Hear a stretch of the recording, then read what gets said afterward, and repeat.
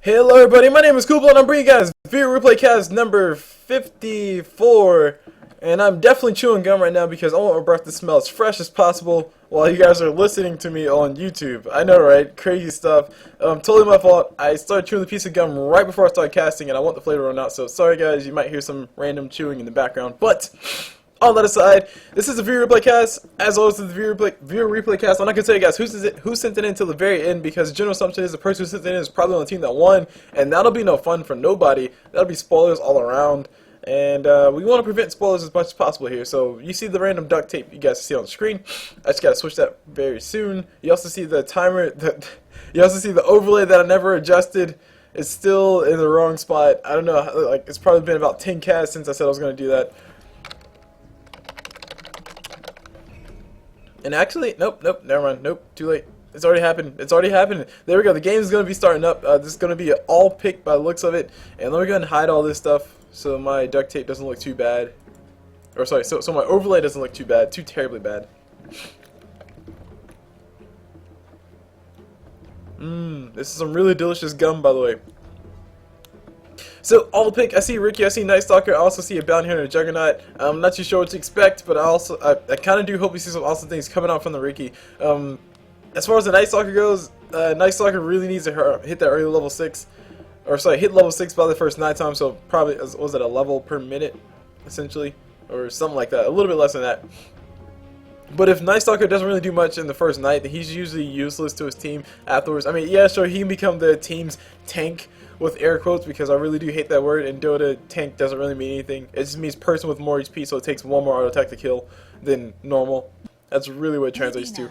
But he could be that very tanky frontline. It just really depends on how his first night goes, and if he's able to take advantage of his first night. And I actually don't know how long this game lasts, which is actually really interesting, because that means it'll keep me on my toes, because I want to know when things are going to go bad, or where they're going to go bad. Of course I don't know where, but I generally look at the times, so that way I can at least have an idea of how long I'll be casting. And I definitely don't know how long I'll be casting this one until I open up that view thing over there once again, but I won't do that because that'll be no fun. And oh look, reveal winning team. That'll be cool. Just go ahead and spoil the cast while I'm doing the cast. That's a cool idea. I gotta go ahead and change my settings real fast. There we go. Turn this down, turn that down. Open mic. Turn open mic on just because. Cool. There we go. And the whole entire dice was picked up first, so let me go and start introduction, start off on this side. We have on this Sand King, Chinoob. On him moving over to this Drow Ranger, see gas powered stick on that Drow Ranger. On this Night Stalker, who will probably be playing the pivotal role for his team. We see California Pizza Christian, and I really don't like his build starting off. I'll comment on that in a few more seconds. Of course, Cool Blue typically doesn't like the first starting builds if it's not a support type build. You guys should have caught on to that by now. Of course, I'm joking, by the way. On this Viper, we see Notalka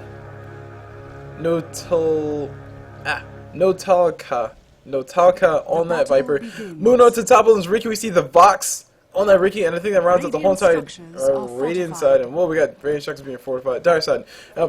That runs up the whole entire Dire side. Moving on to introductions on the side of the Radiant side, we see Caster, Troy, the Spy on that Bloodseeker. Moving over to the Lina, we see McShables on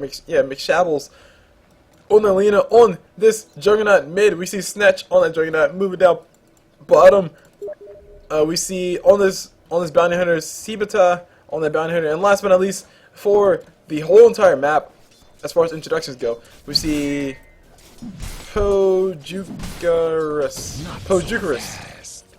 on him. On that Sven. I actually got a message from a friend. We actually may see some some action happening very early.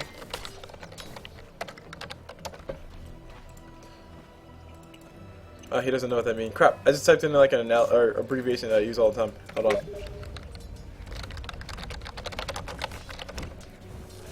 And I need to go offline anyway.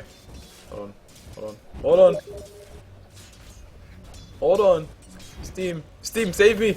Save me from this madness. Let's see. I can't do it fast enough. There we go. Go offline. Oh, cancel. Don't want to do that. Oh wait, right, you have to do it from your friends list. I'm sorry guys, I'm totally ignoring what's going on right now, but I just heard Riki get a deny, so that's pretty cool. At least he's not dying just yet. And watch, as soon as I say that, someone's gonna die. Alright, so I can't do it fast enough, so let's go ahead and just pretend that I'm offline mode and nobody will be messaging me. As far as the builds go, I see a lot of big no-nos. Bloodseeker doesn't really have any regen right now. Yeah, sure, Bloodseeker can get some regen from his bloodbath, but he's probably not gonna be getting last hits. He has extra damage, cool, but there's no last hits on him, and he's not really healed out all that much. Actually, there's no courier on the dire side either, or radiant side either. Bounty Hunter run away from down bottom. He doesn't want to die. There's a potential kill coming out from both Night Stalker and Sand King. I think Night Stalker could have finished him off with a void, or maybe he didn't have enough mana for him. Meanwhile, we got Bounty Hunter getting a little bit antsy. He wants to go for the kill on top of this Night Stalker, but if he shows up, he'll pretty much die. Night Stalker will throw out the void, and I think his Bounty Hunter pretty much dead. Night Stalker already has 1.7 as Hunter in the night. Honestly, him being down in the duel lane, I think that's I think that's useless for him. Because when the first nighttime comes, it's not really going to do much. Bounty Hunter going to be able to turn invisible, able to walk away. If only they had one more AoE spell, they could actually get the kill on top of that Bounty, but Bounty will be able to make it out of this one alive. Trees continuously getting eaten up by Night Stalker. Meanwhile, on top we see the first blood go down to the... sorry, Lina just dies, never mind. No first blood goes down. But Riki and Viper were there, able to just help the creeps kill him, and this creep right here probably got the kill. He's like, yeah, I'm full HP, I'm going to get the kill. So more gold to everybody, 418 gold donated towards everybody. As far as this main matchup goes, we have a Drow versus a Juggernaut. This is not necessarily the worst thing in the world. Of course, I'm not gonna agree with Juggernaut's build. And actually, hold on, before I talk about that, let me go ahead and move down bottom and talk about Night Stalker's build. As far as Night Stalker's build, the reason why I don't agree with it completely is because that is a magic wand costs like 500 and something gold, if I'm not mistaken. Yes, it costs 509 gold, which is quite a bit of gold. Even if you random somebody, you should still probably invest in some form of regen. He does have the tangos, which is cool, but the magic wand first is not necessarily going to do much for him.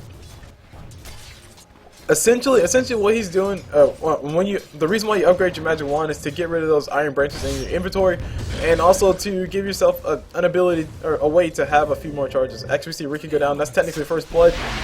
That's not technically first blood, that's the second blood, I guess. And Viper is actually getting silenced up by the Bloodseeker. He can actually turn around man fight. I think Bloodseeker will be going down if he does decide to do that. Lina is going to throw out the Dragon Slave, trying to do a little bit more damage. He needs one more attack. Bloodseeker finally getting his finally getting his ability from his from his thirst, and he actually might be going down. Viper poison not taking enough. Meanwhile, mid we got on this Juggernaut. Just run around. Healing Ward thrown down by him. He's, like I said, not the worst matchup in the world. Joe Ranger versus Juggernaut, yeah, sure, Joe Ranger's going to have so much dominance in his lane, it's not even funny. But at least Juggernaut can collect a level so he can get to level 6 and jump in on those fights and possibly kill Joe Ranger pretty easy, because she's actually easy kill. Meanwhile, down bottom, we got a Sand King going toe-to-toe with Bounty Hunter. Bounty Hunter just casually slapping him in the face. Just business, nothing personal. And that's really it. Meanwhile, Bloodseeker throwing a few taunts around the corner. No form of regions outside of Bloodbath. Lina does go down. Riki able to pick him up. There are none so stabbed. And I really need to pick this come out because it's kind of getting in the way of my speech flow, if you guys know what I mean. Like I said before, Juggernaut's build I don't necessarily agree with, mainly because he built himself a magic wand, which is really nice. It gives you three of each stats, and it consolidates a lot of inventory space, as opposed to just have iron branches. But Joe Ranger doesn't have any spells to cast. She can cast her silence, which will give you 1 charge, but it costs 90 mana. I mean, and by the time you're able to actually, you know, get enough stacks to be able to survivable, whenever you pop your magic wand, Joe Ranger's probably going to kill you anyway. Now, if other people do rotate, like a Night Stalker who wants to spam his Void and possibly spam his Crippling Fear as well, then yeah, sure, he can get a lot of wand charges. Sand King, he's really nice to get a lot of wand charges against. But with all these people with orb effects, I mean, it's kind of questionable. It's a relatively safe thing to go for, I'll say that much. But still, with this current matchup, I mean, I honestly think he should just start going for his Yasha. Hopefully he's going for Yasha, or just go for his boots instead of going for the magic wand instead. Because like I said, Joe Ranger doesn't have anything to cast. She has a silence, and that's going to give him 1 charge. So 15 HP and 15 mana. Woohoo! Whoop-de-doo! 15 mana, 15 stuff. He only needs how much more? Had such plans. Oh, Don't know. Looks like he popped his ulti, and there's a lot of creeps around. Big mistake, huge mistake. Of course, whenever Juggernaut pops his ulti, you want to make sure the person is all by themselves, because the jumps will go to the creeps, and I think he kills the creeps in one jump. But that doesn't matter. One jump wasted on the creep is one jump too many, especially considering the fact that at level 1 his ulti only does 3 damage. Oh, sorry, it only jumps 3 times. You want all 3 of those jumps to be put on top of Jordan, and actually he's in a lot of trouble. See, that would have been a perfect time to throw out the ulti of Juggernaut. If you've just been patient, Jordan's just saying, hey, I can kill you real fast. She dives a little bit too far, and then you just turn around and throw your ulti. You did a lot of damage, then spin around the corner, and that's pretty much a dead Drow. Meanwhile, we got Night Stalker about to be going down. Sven does have a stun up, but no, he doesn't have any mana for it. He could have popped his War Cry and possibly caught up with Night Stalker, but he won't be able to actually get anything on that. Meanwhile, we have Sand King just consistently channeling his Sandstorm. Kind of pushes lane, but not necessarily too much. So he's fine. Night Stalker just barely able to hold on. He's holding his arm right now, saying, "Oh man, I'm so tired." I really do hope Bounty Hunter's not going for Battle Fury. Lina does get a kill on top of Riki up top. Meanwhile, we got Viper going all the way on top of Lina. Probably not the right target to focus. Probably should use on top of Bloodseeker, because Bloodseeker is going to hunt him down like a Bloodhound. Especially considering the fact that he gets armor from his blood, or sorry, from his thirst. And look at that +4 armor, OP, and it goes away. That means less damage he feels from towers whenever he dies. That basically gives Bloodseeker the green light to dive every single time. And it's actually the first nighttime. I just realized that the first nighttime, Night Stalker only has 1 point as Hunter in the night. I'm not as disappointed as you guys might think I would be, but because Night Stalker actually put points into other things as opposed to his Hunter at night, but he's not really doing anything during his nighttime, which is actually quite horrible. That's pretty much going to make his effectiveness go way down. Riki's chasing himself a Bloodseeker. He can throw a Blink Strike and possibly go for the kill, but no, he decides to punch creeps in his face instead. Not too sure what he was thinking about that, and Bloodseeker actually runs around the corner. If Riki did decide to dive, I think Bloodseeker could have possibly got the kill, but Riki probably would have finished him off first. Juggernaut back mid. He does have his ulti up, but he has 0 mana for this. And this is why, I mean, Battle Fury Juggernaut would be nice versus Drow Ranger in my honest opinion, because Drow Ranger silences you, she slows you, but you can still kind of, sort of hurt her. I don't know. It's really touching to talk about what he should go for instead. Meanwhile, we have music playing in the background. We have Sand King and a Night Stalker trying to engage on top of this Sven. Sven not really dying just yet. Sand King out of mana. This means Bounty Hunter can chase him all the way to the gates of hell. Bounty Hunter actually needs to go ahead and throw his track. I'm not too sure why he didn't throw it just yet, and that ends everything. Very, very, very, very shocking play coming out from this. One track from Bounty Hunter would have definitely been able to keep him in range to just make sure Sand King had that much worse of a time. But I think he's just holding on to it because he doesn't want to use his ulti, because it has such a long cooldown. Of course, I say that sarcastically. Bounty Hunter's ulti only has, what, 10-second cooldown? Which means he can track Sand King back away and then punch him in the face afterwards. Sand King needs to be really careful though, because he should know that Bounty Hunter is level 6. He has a Sandstorm which can let him dodge things because he's invisible, but there's a Bounty Hunter. He can track, and he can kill you. If you do that Sandstorm right in the middle of a bunch of creeps and he tracks you first, of course.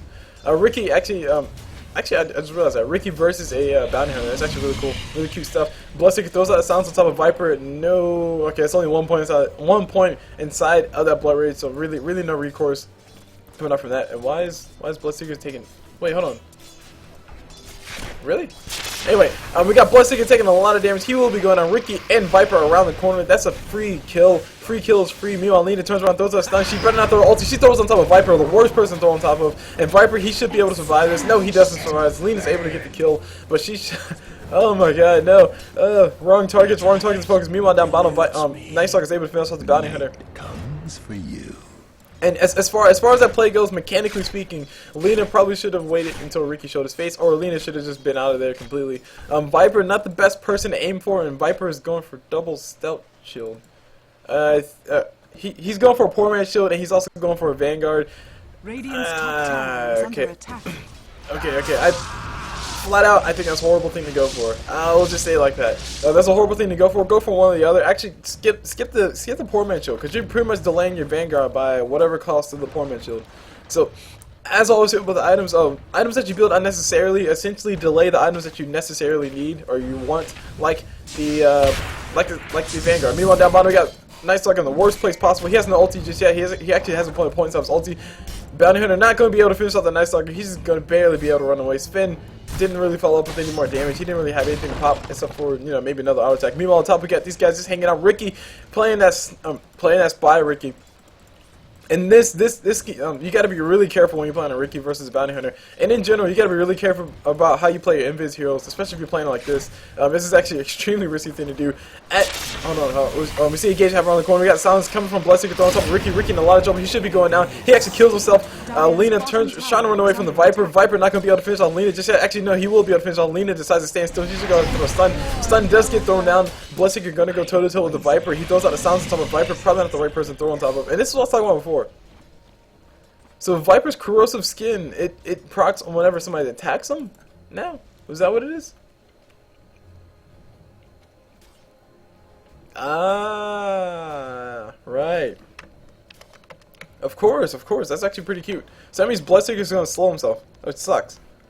So let's see, stacks multiplicatively with other spell resistant sources. Corrosive skin takes effect before enemy attacks are actually released. Anyway, so if you cast a spell on Viper, his corrosive skin now affects you. Wow, that's actually pretty sad.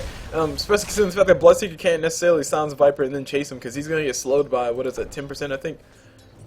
Oh, sorry, 15%. It was he put another points out of it. He's gonna get slowed by 15%, which means it's gonna make it a lot harder for him to actually catch up. Especially considering the fact that his thirst gives him, what is it? Whoa. What is it? Where is it?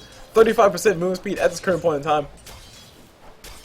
And once both those abilities get maxed out, that's actually going to be really interesting to see, because that's Bloodseeker's movement speed slowed by 25% whenever he throws a silence on top of Viper.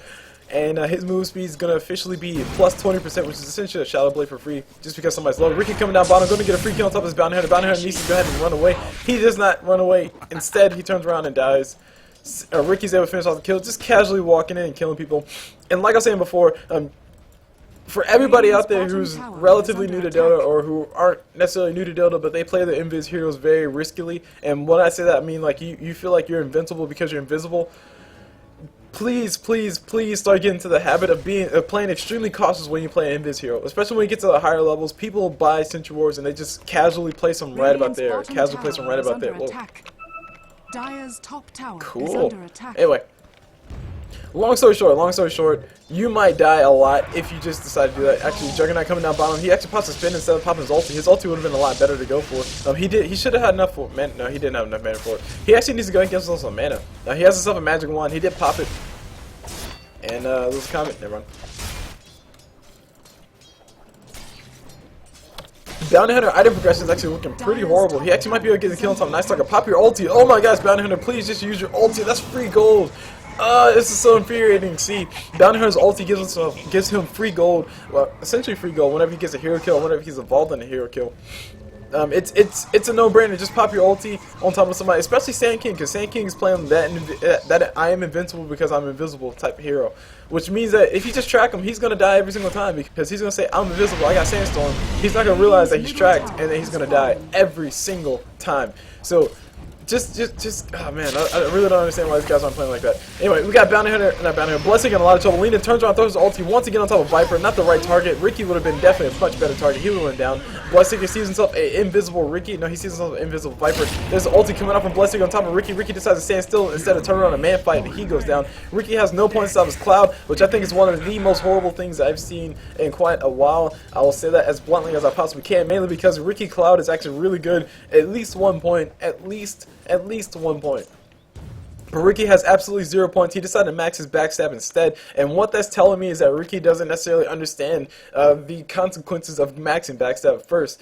Backstab is really nice. It gives you some really cool damage, but it's a multiplier. It multiplies your current agility by 1.25 and gives that as bonus damage whenever you attack somebody from the back. So it's two things going against it. One, you need agility to actually make it do stuff, and two, you need to attack the person from the back in order to be able to get the extra damage off. So it's two things working against it. The fact that this is actually, hold on, we see Engage having down bottom. We got Sven and Bounty Hunter going on top of Night Stalker. Bounty Hunter, please just track him once. Oh my gosh, Bounty, I swear to God, if you don't track, I will, oh my gosh, that's all I have to say. Bounty, just throw your ulti. That's a dead, oh my gosh, I don't understand.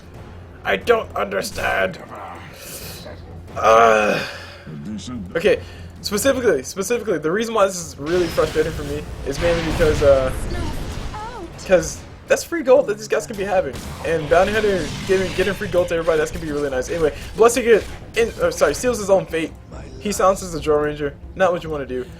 Always keep in mind that Bloodseeker's Blood Rage does increase the damage that the person does with their auto attacks, as well as silences them. So Drow Ranger had her wow, they didn't change that number. Drow Ranger had her damage increased by 60%. Or sorry, 30%, which means that Bloodseeker died that much faster. If Bloodseeker had silenced himself instead of silencing her, I'm pretty sure he would have been able to get the kill on top of Drow Ranger. He still would have died to the Riki, but nonetheless, he would have got a kill on top of the Drow Ranger, who is building, I hope, yes, she's not building Mask of Madness. That's what I say, I hope she's not building Mask of Madness. But she is going for a straight up damage build. I honestly would much prefer to see this over at Mask of Madness any day and all day on top of Drow Ranger, because Drow Ranger is an extremely flimsy type person. Might as well just go and go for damage. Riki finally have a point on his cloud, popping on top of Juggernaut. Juggernaut just needs to wait for Riki to run. Actually, no, Juggernaut can pop his ulti right now. That's a free kill for him. Spin to follow. No, he doesn't even need spin. So screw spin, bro. I'm just going to kill you. And this is how you do it. That is how you do it. You lure them away from their creeps. You pop your ulti whenever they don't have creeps around, and then you just go ahead and go for the kill. And I'm really not sure why Juggernaut's buying a whole bunch of healing cells, but Battle Fury will supplement your HP really nice, or even Tranquil Boots if you want to go for that, but he did go for Phase Boots instead. Magic Wand, I think, is probably one of the most uneventful items, I guess that's the word I'm looking for. I honestly don't know what I'm looking for. It's not as good as an item in this matchup. Let's put it that way. That's the best way to put it. In this current matchup, it's not that good of an item to pick up, because if Drow just silences Juggernaut, he's probably dead anyway. Riki Sand King has spells to spam, I guess, if you want to put it that way. Night Stalker, he has spells. He definitely has spells to spam. His Void, that's a spammable spell. Relatively short cooldown. And Bounty Hunter finally popping his ulti. Oh my gosh, see what happens when you pop your ulti. That's a dead Sand King. He's gonna go ahead and casually kill the Sand King, and that's a dead Sand King.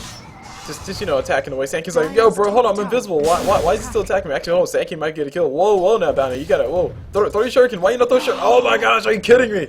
What just happened? What just happened?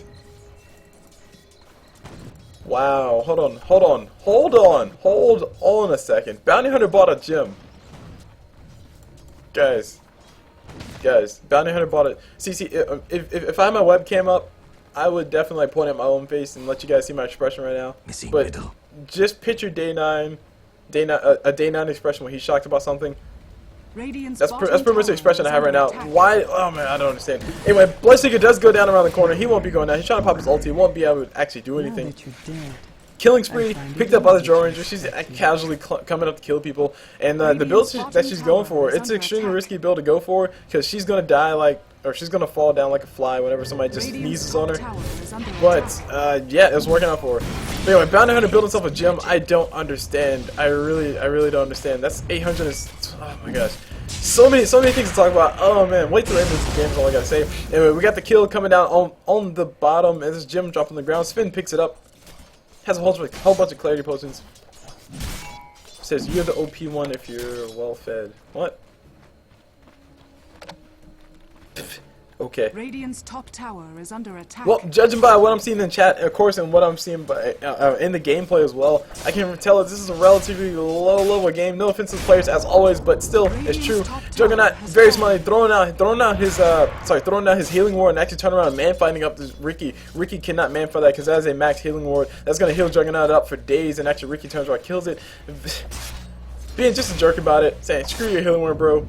And Juggernaut actually needs to go ahead and start running away. Riki could potentially go for the kill on top of him. Will he pop the blink strike? Nope. Juggernaut trying to get another ability, trying to get another auto attack off, but won't be able to get it. Meanwhile, on top we got the fight happening. We got Lina silenced up by the Drow Ranger. Drow Ranger says, "Hey, screw your ulti, Bloodseeker. I'm just going to stand still." And Drow Ranger, will she be going down? Is a big question. She will be going down. That's a lot of heal coming on top of Bloodseeker. Bloodseeker should be able to make it last one alive, despite the fact that Viper is hitting him with his slow continuously. And like I said, Viper going for the poor man shield plus the Vanguard. Really derpy type thing to go for.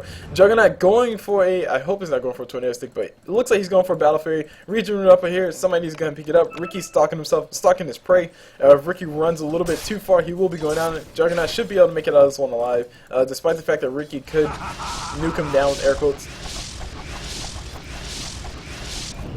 And Juggernaut using his spin to farm, not the most efficient thing to do. Just use your auto attacks because when Riki comes up to kill you, your Puma's gonna die. He actually might be able to get the kill on top of this. Courier, no, Courier trying to run. Courier will be able to run. Juggernaut have a ton of vision right now. He needs to be really careful. Riki's on the other side of the cloud, or sorry, on the other side of the river. Riki trying to build himself his defusal blade.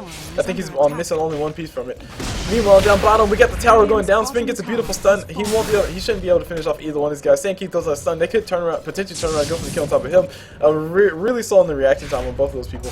You know, Riki just stalking the crap out of his Juggernaut. Juggernaut has no mana right now. He did build himself a Void Stone to supplement his mana, but just to put into perspective, actually, we see a gank come around the corner. We got who's this? We got Viper coming around the corner. Juggernaut should be going down. Ulti coming up from Viper as well, just to make sure that Juggernaut can't do anything.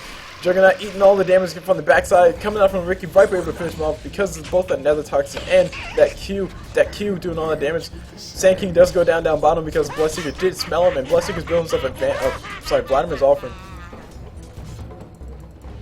And yes, okay, things to talk about. Going back to Juggernaut, as far as Juggernaut builds goes, he went for a Void Stone to supplement his mana regeneration. And the thing about that is that a Void Stone increases your mana regeneration by 100%. So Puma's was that it doubles it. Yeah, it doubles your mana regeneration, and it costs a lot of money, relatively speaking. For what he's getting, it costs a lot of money. Anyway, so hold on. Sven has a gem. Sven has a gem right now, and they saw the Riki. Riki almost going down. Sven might be going out here around the corner. Bloodseeker having a ton of vision. He needs to be really careful about this. Georgia will be able to finish off whoever she's shooting right now. Sven does go down. Bloodseeker is trying to run away. He won't be able to make it alive. He's trying to run. He can't run. All he can do really is just turn around and die. And the gem is still on the ground. Nobody's going to pick it up. What a surprise. And Viper's going for a Shadow Blade. They're saying, hey, what's this?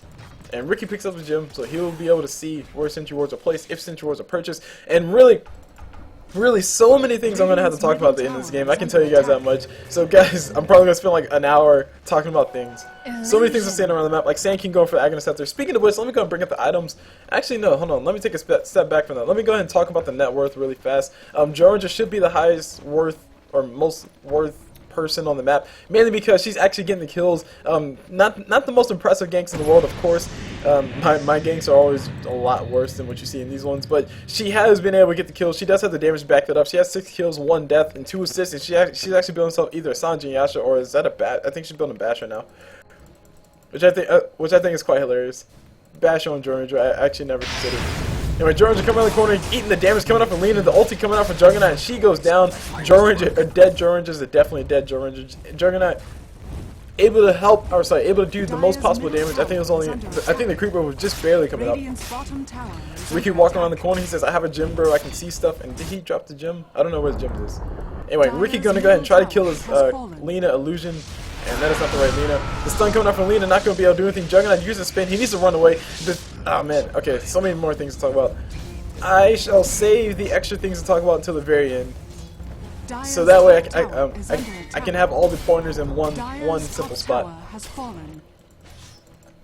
But I will touch on the Void Stone real fast. As far as the Void Stone goes, it's a really horrible thing to go for if you just want more mana regeneration and you don't have that big of a intelligence to begin with. I forget what the number is. I think it's like 32. But whoa, hold on. We see something happening around the corner. We got Juggernaut spinning to win just to dodge a little bit of damage. Ulti coming out from Lina on top of the Viper once again, and there's silence coming out from Bloodseeker right on top of that Viper, and Viper should be able to make out someone live. Bloodseeker not going to necessarily be able to follow up. And we got Riki around the corner. He has nobody has a gem. I don't know where the gem is. Riki's going to go ahead and start engaging on top of Lina. There's a silence coming up from Bloodseeker. This should be a kill on top of Riki. This should cue the guys to go and kill him. Riki's silence means that he can't go invisible, and there's a silence ending. That's only 1 point inside silence as opposed to max silence, which lasts for 9 entire seconds, which is a ridiculous amount of time. You know, a stun coming up from Lina, beautiful stun coming up from Lina, stun coming up from Sand King as well. But Juggernaut was magic immune, so he gave 0 explicit words and just got killed casually on top of that Sand King. And there's a kill from Bloodseeker right on top of that Night Stalker. And Georgia changing target. If she were to focus down the Bloodseeker, she might be able to get the kill. Bloodseeker throwing out the silence on top of himself instead of Riki. So Riki should or will be able to stalk this Lina once again, and Lina might be going out. If Riki might be going out if he decides to attack this Lina. Lina starts TPing away and decides to run instead. Oh man, wasted TP. A wasted TP is a wasted TP. Meanwhile, we got Sven and Juggernaut running back down bottom. See if they can catch anything. Riki shouldn't. Yeah, he really shouldn't. Sven can just turn around and stun. That's a dead Riki. Sven, why you no stun? Oh my god, Sven, why you no stun? Juggernaut trying to spin, not using his phase boots effectively. I can tell you guys that much. If you're gonna buy phase boots, guys, at least use them. Juggernaut didn't use his phase at all. And the main way I can tell is because he couldn't get through the creep. I mean, if you use phase, you can get through the creep. And apparently Bloodseeker thinks George is just OP as crap, but no, George is just playing a little bit better than you guys. That's really what it comes down to. Looking at the gold graph, we can see that the Radiant haven't had the advantage at all this entire game. And they're starting to slowly pull it back up towards them. Oh man, Bloodseeker mad. I'm sorry guys. I typically don't, or typically try not to comment on the comments that we see coming in front of us, but I do see this complaint a lot of people saying, oh man, this hero's OP, or oh man, that hero's OP. Guys, the hero's not OP, you're just playing badly. Let's just put it out. Let's be blunt about it. Bloodseeker's not playing the best in the world. Drow Ranger's actually able to get killed. She's starting to snowball. And yeah, there we go. Juggernaut saying it as perfectly as I was gonna say it, or pretty much what I was gonna say. Yeah, Georgia, she's simple to play, and yes, good things can happen just by her not dying. But to say that she's OP is not necessarily a valid statement. There's a reason why Georgia's not played in pro matches, and that's mainly because she's extremely frail. That's really about it. She does a lot of damage, sure, but all you have to do is just get really close to her, and she's gonna die every single time. Actually, you don't have to get close to her. Lina can just turn around, throw her ulti. She'll probably get the kill on top of Georgia. Looks like she's not going to do that. Georgia just attacking the tower, doing crazy amounts of damage, and Georgia should be going down around the corner. Sounds coming out from Bloodseeker. No, there's a cloud coming out from the Riki, beautiful cloud, just to save Georgia's life a little bit. And these guys will start to fight inside the cloud. The cloud does end, and Sven has a Mask of Madness. He's going to go ahead and try to kill Georgia. He gets a kill on top of Georgia. Sands King is doing a lot of damage, or doing a little bit of damage with his epicenter. Juggernaut ulted to fly, and he actually didn't get a kill on top of anything. Riki's still chasing Lina. Juggernaut, or Bloodseeker's not dead yet. There we go. Bloodseeker's around the corner. He only has 1 point inside of silence, and Riki uses a diffusal blade charge, and Lina turns around, throws out a stun, and will she be able to get the kill on top of Riki? She should be able to get the kill. Nope, never mind. No kill on top of Riki. Juggernaut using a spin. Did he pop his phase boost? His phase boosts were popped afterwards. Ah, that makes me so sad. Okay. So basically, phase boost Juggernaut, the way you want it to work is you want to pop your Q and then pop your phase boots, so that way you'll run through things while you're magic immune, and it makes you move a lot faster. It's really annoying to run away from. Riki playing living life on the edge. He is level 16 or 17, so he does have level 3 as ult, but he can still die if Bloodseeker silences him up. If Bloodseeker understands that he can just silence Riki and Riki can't go invisible. Or if his team just has Bounty Hunter track him for once, because Bounty Hunter has, I think Bounty Hunter's used tracked all of one time, which I think is hilarious. That's a lot of potential gold that they lost. Juggernaut, like I said, he's building himself that battle for you. He finally has 9 charges of that magic wand, but it's a little bit too late for that to be too beneficial to him. One more piece away from that battle fury. He actually has it right now. He's going to go ahead and go to the side shop, I'm assuming, and pick up the last piece, and that's a battle fury purchased.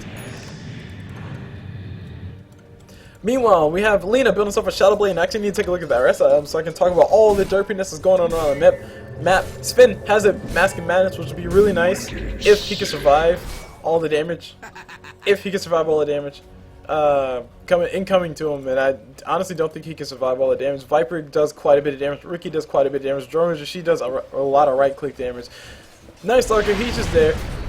He's just there waving at everybody while everybody dies. That's really what he's there for. Bloodseeker builds himself a Vladimir's Offering, which I honestly think is, I mean, it's redundant. It's quite redundant. Vladimir's Offering offers him not much, I'll say that much, especially considering the fact that we're getting close to the late game where the bigger items are starting to come out. Georgia's hitting for, she's probably critting for about maybe 600.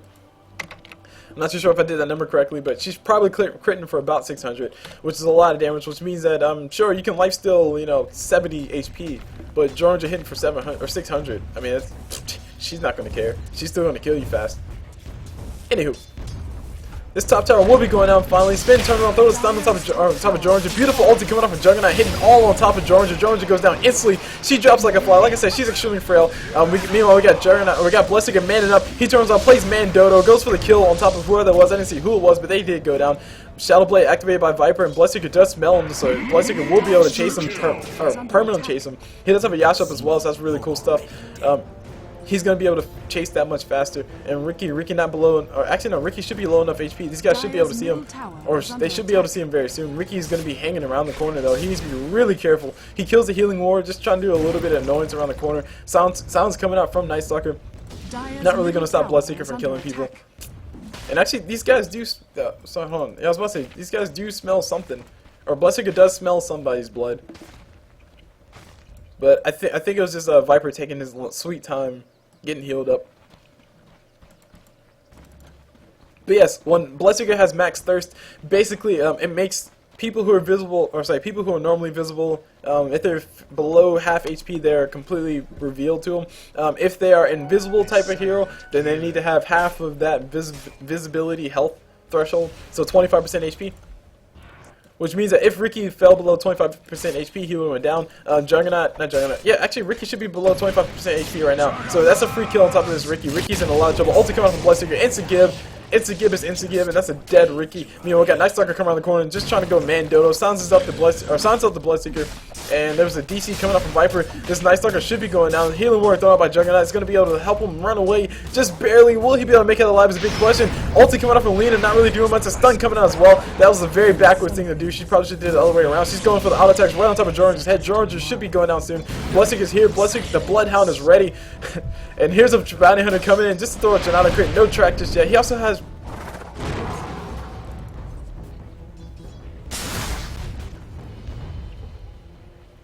Now, guys,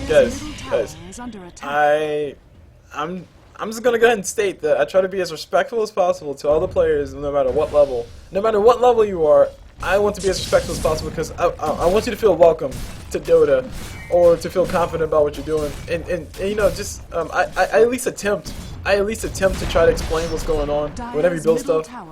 But guys, come on, there's a certain limit. Come on, there's a limit. Bounty Hunter has phase boots. Power treads. I mean, and the power treads are in base. They're not on. Oh my gosh. Anywho, let's not let that get in the way of my casting. We see Bounty Hunter gonna be going around the corner. We see the ulti coming out from Bloodseeker around top of Sand King. Sand King's gonna be killing himself. He keeps moving. Stun coming out from Sven. He will be able to get the kill on top of one of these guys. Nope, that's a Bloodseeker getting the kill. Sand King's took a few steps too many. You traveled, you walked, you took too many steps. That was a cheer. That was a cheer the cheerleaders used to say at some of our basketball games. Meanwhile, we have Riki chase himself with Sven. He should be able to kill Sven with just one blink strike, but he's actually not going to go for it. He's going to stalk the Sven until until Sven reaches the end of the. Oh man, actually, Riki, you better not go for this. He kills the healing ward, and that's it. Okay. Going back to Bounty Hunter, guys. I mean, come on. Like I said, there's a certain limit. Come on. I mean, phase boots plus power treads and that's poor man's shield.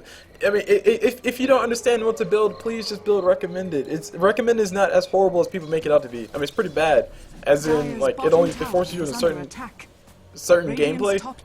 But at least it'll give you some logical items. Like I think for Bounty Hunter, it gives them like tells them to build a drum and it tells them to build a diffusal or desolator, which are cool items I have on a Bounty Hunter. Radiant structures are fortified. But by golly, guys, that's right. By golly, it's making a comeback. Power treads plus phase boots. Oh my gosh. Oh jeez. Anyway, we got the Dire attacking this middle tower. Middle tower will be going down soon. Shadowblade purchased out by Lina, so she's going to be able to jump in and out of fights. This will be pretty cool. Pretty cute stuff happening around the corner. Bloodseeker ulti thrown on top of Georgia, but she says, hey, screw it, I'm going to stand still. Juggernaut ulti to bounce around, killing all the creeps and also killing everybody else. Georgia does go down. Juggernaut trying to get the kill on top of this Viper. Viper will be going down. Ulti coming up from Lina. Stun coming up from Sven. Says, screw your magic community, bro. We're going to kill you with magic anyway. Meanwhile, we got SK on the run. He has an Aghanim Scepter, but I think he tried to channel his ulti before, but he didn't, he didn't channel it fully, so it didn't go all the way through. Riki's on the backside, still trying to chase. Sven pops himself a mask mat. His body block coming out from Bloodseeker like a ball. Stun coming out from Sven. It will be able to help them catch up, and that's a dead Sven. Meanwhile, we got Riki on the backside. Riki better not. Riki, you better not make yourself visible, bro. Riki is going to be going straight up for a butterfly after defusal. And he's actually going to be going toe-to-toe with Bloodseeker. Bloodseeker just silence him. Just silence him. Oh my gosh, Bloodseeker just silence him. Riki's gonna lose this fight if he does decide to man fight with Bloodseeker though. And there's a man fight coming down. Bloodseeker silence him. Just throw silence. Just throw one silence on top of Riki. He's a dead Riki. In Bloodseeker's defense, I think he did try to silence him, but Riki went invisible too fast. And Riki's just gonna continue to play his game. Like I said, it's gonna be extremely risky thing because like Riki's playing his I'm invisible, so therefore I'm invincible type of play style, and that's not really good style to play because I mean this is gonna turn around kill you. We got the ulti coming up from Lina. We also have the ulti coming up from Bloodseeker. Riki tried to blink strike in, and Bloodseeker should be able to smell him. Bloodseeker should be able to see him soon. Actually no, Riki's not below 25. Really, he's not below 25% HP. You kidding? Riki turns around, kills the healing ward. Just trying to be as big of a nuisance as possible, and he's actually just playing troll Dota right now. Lina getting on her mana drain. She has a Shadow Blade, so she can't pop that. She really needs to. She's starting to build up what looks to be an Aghanim Scepter. I'm not too sure. Either a Force Staff. Riki trying to see if he can find Lina. Lina did, like I said, go invisible with that Shadow Blade, ran away. Very smartly so. Riki coming back into base, and Vanguard up on top of Viper. Viper building shit up hard. It's a lot of Shadow Blades. I think I've seen 3 Shadow Blades or just 2. Not just 2. 2 Shadow Blades plus a Bounty Hunter plus a Sand King equals a lot of invisibility. It kind of racks it head a little bit. And actually, hold on, let me go and bring that item. Oh, we got Night Stalker coming in. Full man mode. He's going full retard. Gets stunned up by the spin. Meanwhile, I got Drow doing quite a bit of work on top of where that was. Juggernaut ulti to fly. It will be bouncing on top of 2 perfect bounces as well. It's going all on top of Drow. Drown's in a lot of trouble. Juggernaut will be back in the way. He's actually going to turn around and join the rest of his team on the kill on top of Viper. Just bask in the glory of a dead Viper. You know, we got Night Stalker throwing his silence on top of Bloodseeker, not the person you want to throw it on, but he throws it on him anyway. Bounty Hunter should be going down. He does go down to the Riki with his blink strike. And Juggernaut build himself a Sanji Yasha. I think it's way too late for Sanji Yasha. Just go ahead and build yourself a Desolator. As far as the Juggernaut goes, Sanji Yasha is really nice in the mid game. It makes Juggernaut move really fast. And it also helps out with his HP, which he does need some of. I mean, we got Sven coming around the corner. He's going to be going for the kill on top of his Night Stalker. Runs right outside the cloud, making Riki feel like a jerk. And nope, there we go. We got the Diffuse Blade Purge coming out from Riki's getting rid of that Mask of Madness. And now these guys will be turning around, trying to kill the Sand King. Sand King in a little bit of trouble. He has Epicenter up, so he can't pop that and jump into the fight if he wants to, if he decides to. But he's not deciding to just yet. Meanwhile, I got Riki. Riki can't choose which target to go for. He's actually going to turn around, try to kill his Bloodseeker. Bloodseeker is in a little bit of trouble. I'm not too sure what he's doing. He's standing still. And okay, he had an item coming to him. No, Juggernaut has his item coming to him. Juggernaut might be going down. He can spin. If Juggernaut spins, he will be able to make it us live. Let's see if he actually does spin plus phase boost, because Riki's going to be continuously blink striking. Actually, whoa, just barely broke that line of sight. Riki neither would get that strike or blink strike because of that. Lina might be the next target though. Riki does have 0 Diffuse Blade charges, so he's not going to be able to use his Purge anymore. He's going to have to buy himself Diffuse Blade level 2.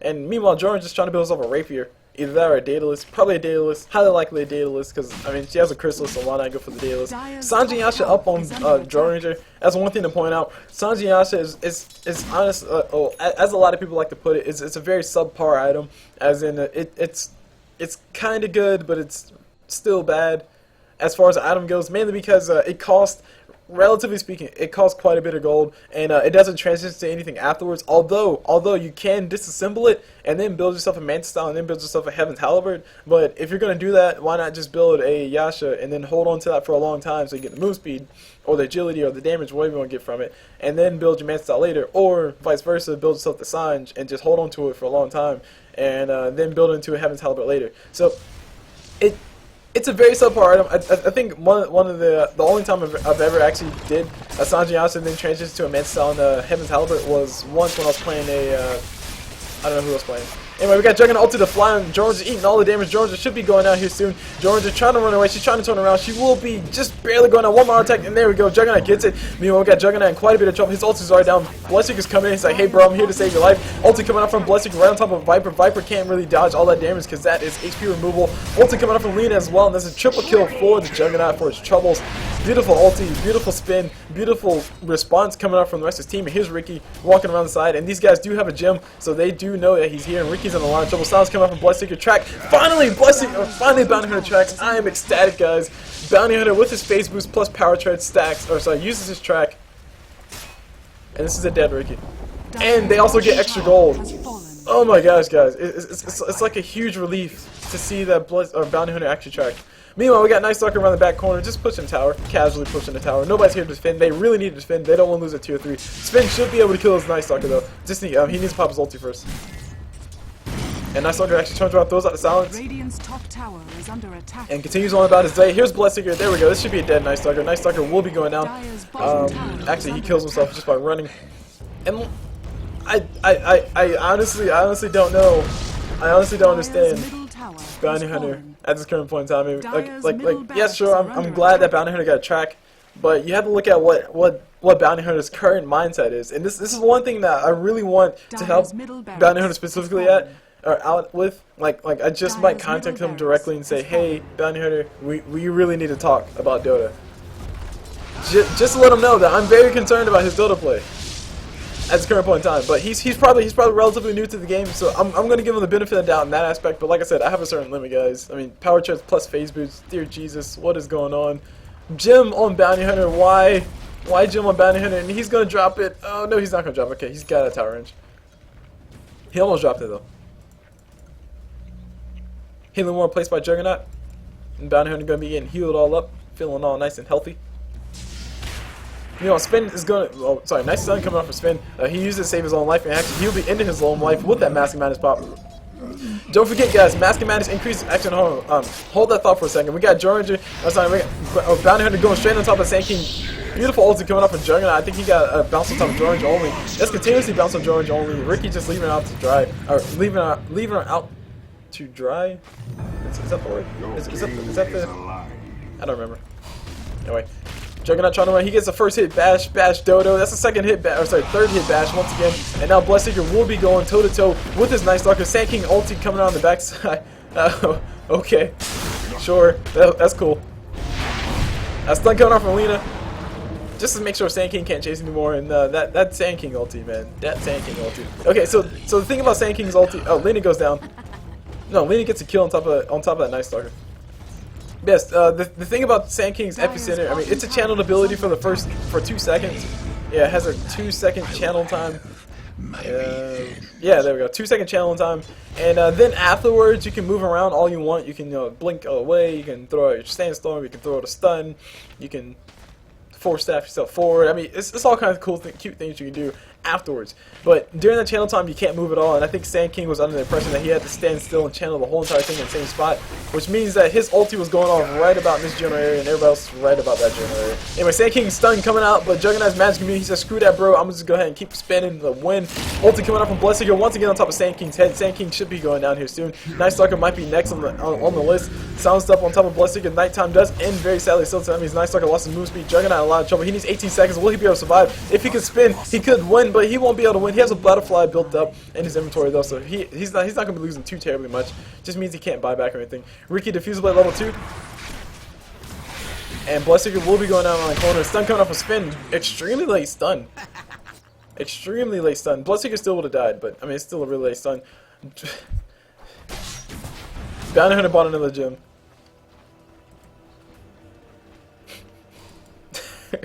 Dire's middle tower. Oh wait, no, I take it back. Bounty Hunter didn't buy another gem. He didn't die last time. I could have sworn he died last time, but he didn't die last time. I was about to say Bounty Hunter bought another. Bounty Hunter and these gems. Wow. But yes, he has a gem. He's building himself. Oh my gosh, I really do hope he's not building himself a Shadow Blade. Bounty, if you build a Shadow Blade, I swear, I will definitely be contacting you if you build a Shadow Blade. Contacting you directly, not just to not to say bad things to him, of course, but just to say, hey, Bounty Hunter, like I said, we really need to talk about you and your Dota play. I mean, yeah, sure, I understand new players are still getting used to the game. They're experimenting with builds. Like whenever I first played Sniper, I built a Vladimir's Offering. Like I was doing it legitimately. I was thinking like, yeah, I'm getting lifesteal with these auto attacks. I'm doing crap to the damage, but some wise person eventually told me, is like, hey, noob. You don't get lifesteal from Vladimir's Offering as a ranged person. It's like, oh. So hopefully I can say a little bit nicer to Bounty Hunter about the double boots, and also about the gem, and also about his ulti, which is track, which is he doesn't need. He doesn't need a gem if he tracks Riki at the right time, because Riki has a 1-second delay. Anyway, enough of my rambling. All my ramblings aside, let me go ahead and bring up the graphs, because I don't think I've actually bought the graphs, and this game's actually dragging on a lot longer than I would have thought it would have dragged on. I honestly thought the rating would just take that advantage and just push the towers down and kill everything. They do have the Ancient exposed. Oh, well, the Ancient's not exposed. They do have the Tier 4 towers exposed, and the whole entire middle lane is going to continuously push with the mega creeps that they have there, but it's not really going to change much. Meanwhile, ulti coming up from... okay, ulti coming up from Lina. Instant give on top of that nice Stalker. Aegis is popped. Meanwhile, we got Viper ulti to fly on top of... I think it's on top of Juggernaut. Juggernaut trying to get out of the cloud. If he can pop his ulti, he might be able to get a kill. No, it doesn't matter. He goes down on the corner, not able to make it out of there. Bloodseeker trying to play man Dota. Will he be able to make it out alive? He's trying to run away. Riki and everybody else are punching him in the face, and he goes down. Meanwhile, on the backside, we got Sven just casually pushing in. Or casually pushing creeps. And honestly, if Bloodseeker really feels that strongly about how OP Jurringer is, just build a BKB. I mean, just build a BKB. You can just run up to her, literally run up to her. Nothing they can do. Everything that the Dire has as far as disables go, with the exception of Viper's ulti, can be blocked by magic immunity. Jurringer's slow can be blocked by magic immunity. Sand King ulti plus Epicenter plus Sandstorm damage can be blocked by magic immunity. Viper's Q can be blocked by magic immunity. His Nether Toxin doesn't get blocked by magic immunity though. Riki's Cloud, it can be, well, ignored because of Battle Fury. Or, sorry, BKB. I hope I wasn't saying Battle Fury the whole entire time. Anyway, middle set of racks is going to be going down. They're taking their time, just killing it. Bounty Hunter's still here, trying to build himself. I think he's trying to build himself a Battle Fury. But Bounty Hunter with a gem, the irony that we have from that. Meanwhile, Sven is pushing up top. Wow, he's just casually pushing up top. He needs to go ahead and pop his ult and pop that Mask of Madness and kill these things faster. I'm not too sure if if he actually understands that can happen. Jurringer going to be going down next. She's going to go ahead and stand still, try to just outlast the stuff coming out from Bounty Hunter or from Bloodseeker, but it won't be enough. Bounty Hunter, please use track. Oh my gosh, Bounty Hunter! I swear if you he's jerking. Okay, whatever. Close enough. Bloodseeker chasing himself a wild Night Stalker because a wild Night Stalker appears and he has a Pokeball. He wants to catch him. Will he be able to catch him? One silence coming up from Bloodseeker might be able to help him catch up because that means Night Stalker will be going out. Sounds coming up from Night Stalker. No slow, just yet no void, and there's a dead Night Stalker. Called the Maelstrom, which is actually kind of cool. Oh hey guys, just in case you're wondering, my gum has officially ran out of flavor. But I'm still chewing it because I'm stubborn. Heart coming up on Viper, that'll be really nice for him to have. I'm not too sure how much it'll actually help his team out, but actually, honestly, the game is actually really extremely even. More even than I would. Wow. It's almost exactly even. How often do you see this almost exactly even? Viper might be going down. He's gonna he's gonna continue running. Bloodseeker able to finish off with the ulti. I should have totally caught that coming up. But I was totally paying attention more to how even this game was, and now it's officially in the favor of the Radiant. With that kill on top of with that kill on top of Viper, and also with this tower going to be going on, this should be a tower plus racks. Top set of racks are exposed as well, so they could just rotate top and get mega creeps really fast. Bloodseeker, not Bloodseeker, Bounty Hunter is still trying to build himself. I don't know what he's trying to build. I honestly don't know. It's either a Shadow Blade, which if he builds a Shadow Blade, I'm telling you guys, if he builds a Shadow Blade, I'm definitely going to like literally contact them and say, Bounty Hunter, we need to talk about Dota.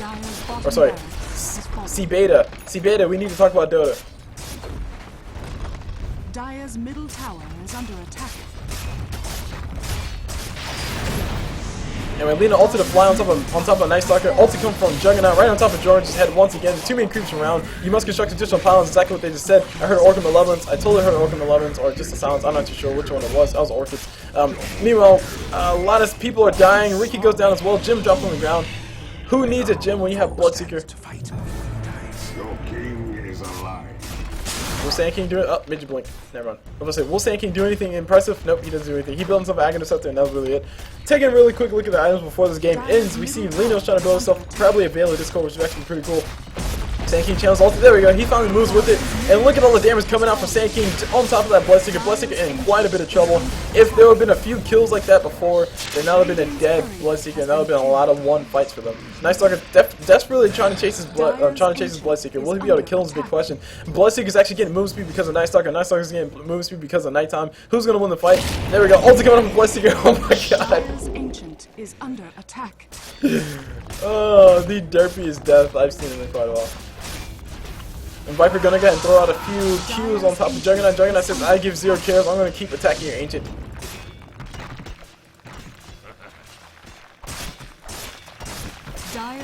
And boom! Boom goes the Ancient. Okay. Okay guys.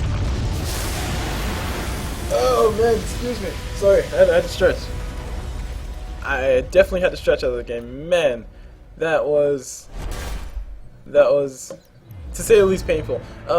Painful to painful to focus and not say like, hey, you should do this or you should do that and this is why you should do that, because if I'm doing that, then I'm not spending a lot of time actually calling out the big plays that happen, which they do happen, or they probably did still happen while I was explaining something. But anyway, my point being, guys, so many things to talk about, so I'm going to do the classic type thing where I'm just going to go down the list and talk about everybody one by one by one. So if you guys are still watching the video at like in an hour, thank you for continuing to watch.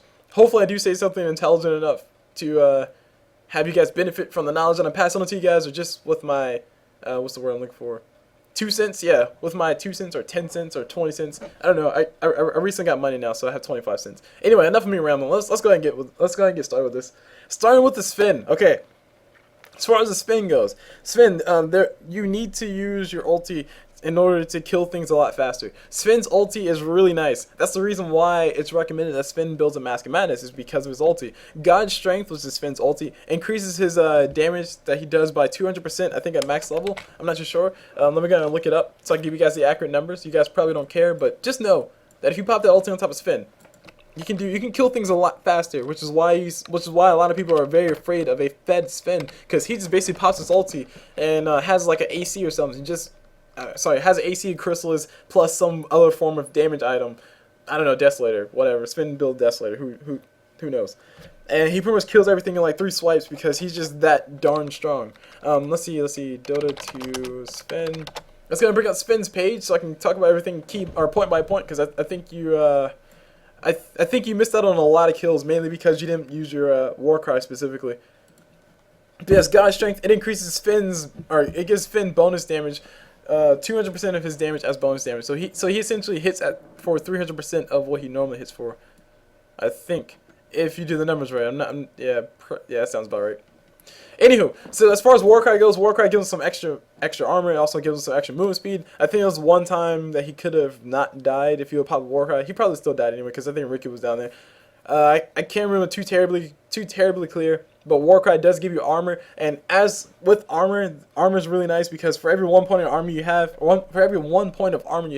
you effectively increase your resistance from physical damage by 6%. So if you get Sven's bonus armor from Warcry at max level 4 is 16, so you multiply 16 times 6, and you get, was that 70 something percent decrease in the incoming damage that you feel from auto attacks. That's pretty much you feel nothing. Oh, you're still gonna feel something, especially if your drone just critting for like 700, 800 anyway.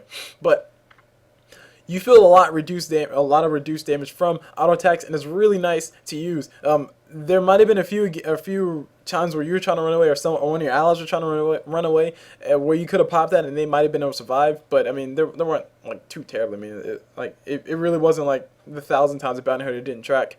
Which as soon as I get to bounty hunter, I'm just gonna spend 20 minutes and just let you guys know. Anywho.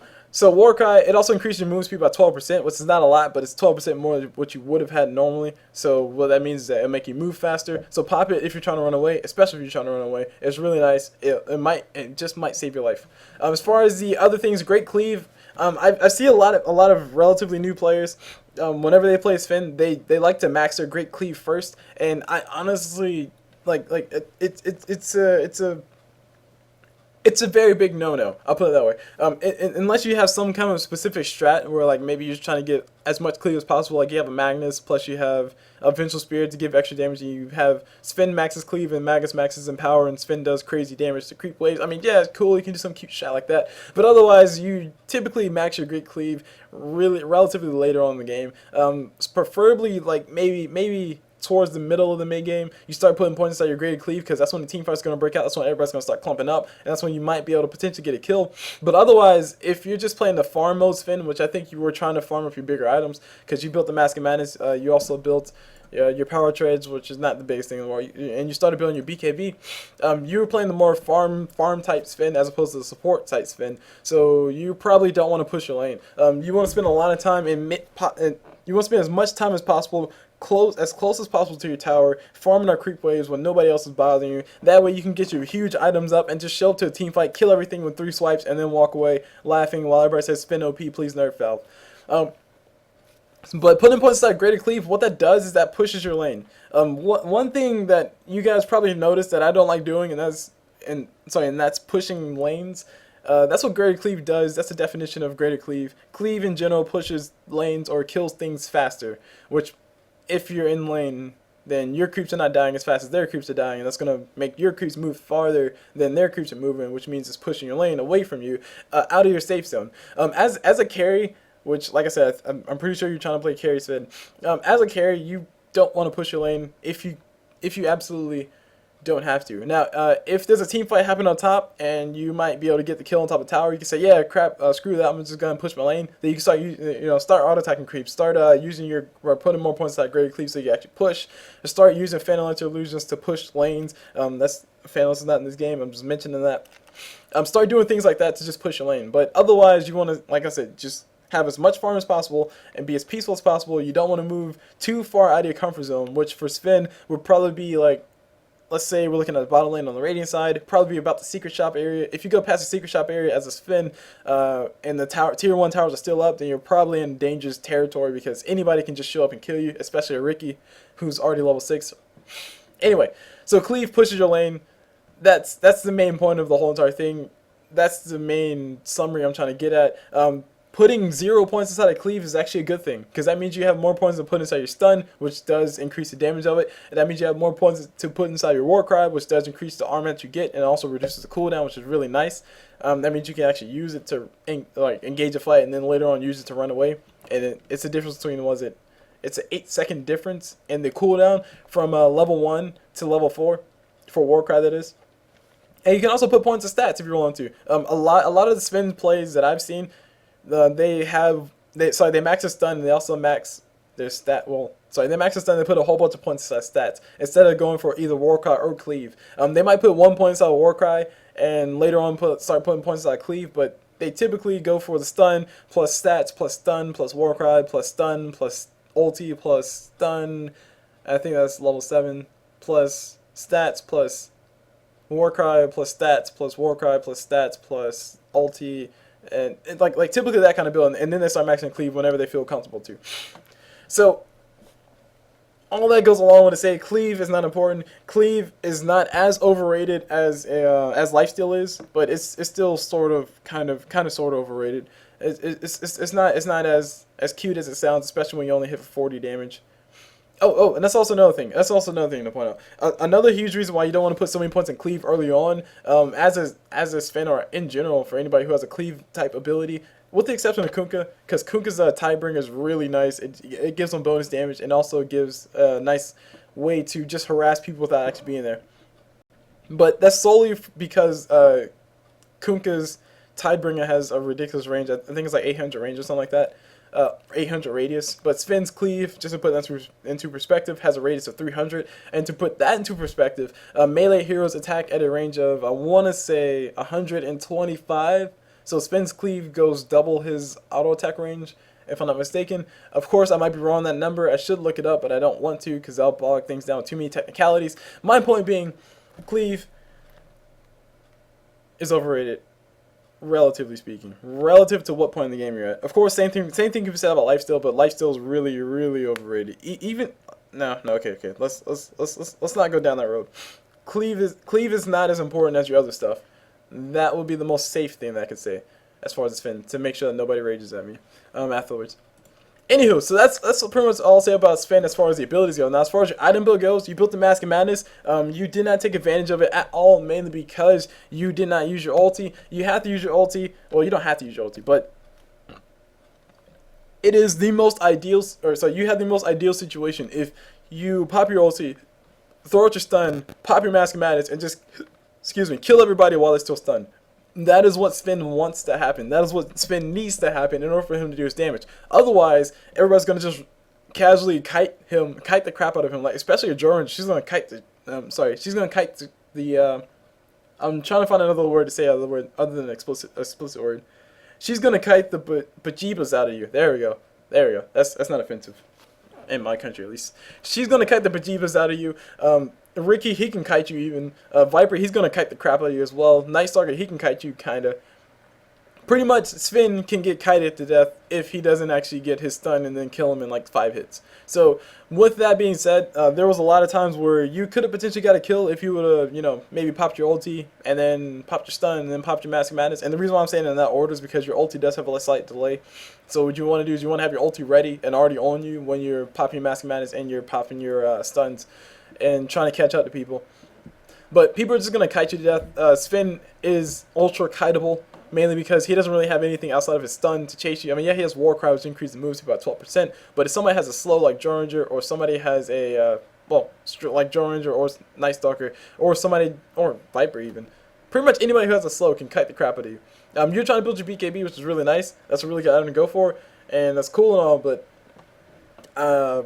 yeah, actually, no, I can't say any buts out of that. Yeah, that's a really good item to go for. BKB all the way. As far as your damage output for Sven doesn't really necessarily get that much damage until he starts building himself a Daedalus or a Chrysalis, and then into a Daedalus, and then the AC later, or change the order of that however it's appropriate for the situation. So you weren't really hitting as hard as you wanted to hit. I'm just basically trying to say that. With your item build, that is. With your current item build. As far as your levels, I mean, it doesn't matter. You reach level 18, so you got all your points anyway. Sorry, as far as your skill build, that is. Anywho, moving on to Lina. As far as Lina goes, the only thing I can really say is that you there were a lot of times where you threw out all your stuff and then you threw your stun at the end. You typically, as a Lina, want to do it the other way around. You want to get your stun and land it on top of somebody, and then throw out all your stuff to make sure that they can't run away. And then also, what that does, what that specific combination does, is that gives you a little bit more time to say or to judge the situation. Because if you, as soon as you see a Viper come out in the middle of the jungle, like you're all alone, and as soon as you see a Viper come out in the middle of the jungle, and then you turn around and you throw out your ulti, you throw out your Dragon Slave, and then you throw out, is it called Dragon Slave? I think it's called Dragon Slave. Your Q, and then you turn around and throw, wait, hold on. Okay, this is going to bother me. Let me go and bring Lina's page up. Dota 2 Lina.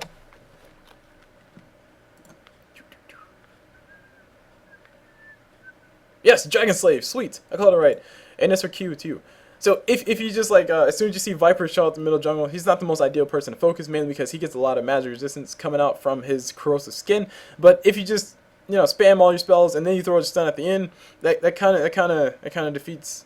Well, it doesn't necessarily defeat the purpose. I guess it technically gives you some leeway to run away, but it's not as There's a correct word to say here, and if I don't say the correct one, you guys are going to just look at me like, Kublu, what are you talking about? There is a certain logic. There you go. That's the word I'm looking for. There's a certain logic to what order you should use Lina's abilities in, and it's typically you use your Lightning Strike Array first, which is her stun, and then use your other abilities to follow up. Especially if you're not necessarily sure how many people there are.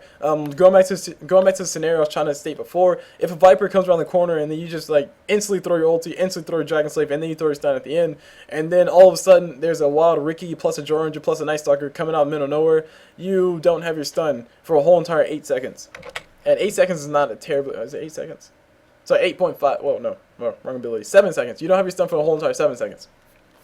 Which, yeah, sure, it doesn't sound like a lot, and it's honestly, it's not a lot of time to wait, but it's the difference between you dying and you surviving. If you were at the beginning of that whole entire thing, as soon as you saw Viper, you threw your Lightning Strike Array, and then you threw your spells, and then at the end it's like, oh crap, everybody else showed up from middle of nowhere, you might be able to have enough time, you might survive for long enough to get your Lightning Strike Array back up, because your Lightning Strike Array has about 7 second cooldown, and your other abilities, let's say by the time you use all your other abilities, 3 seconds have passed, and then everybody else shows up after 4 seconds of your initial barrage of stuff. Oh, sorry, after your initial stun, and then you got 3 seconds left to survive before you can throw another stun and potentially survive.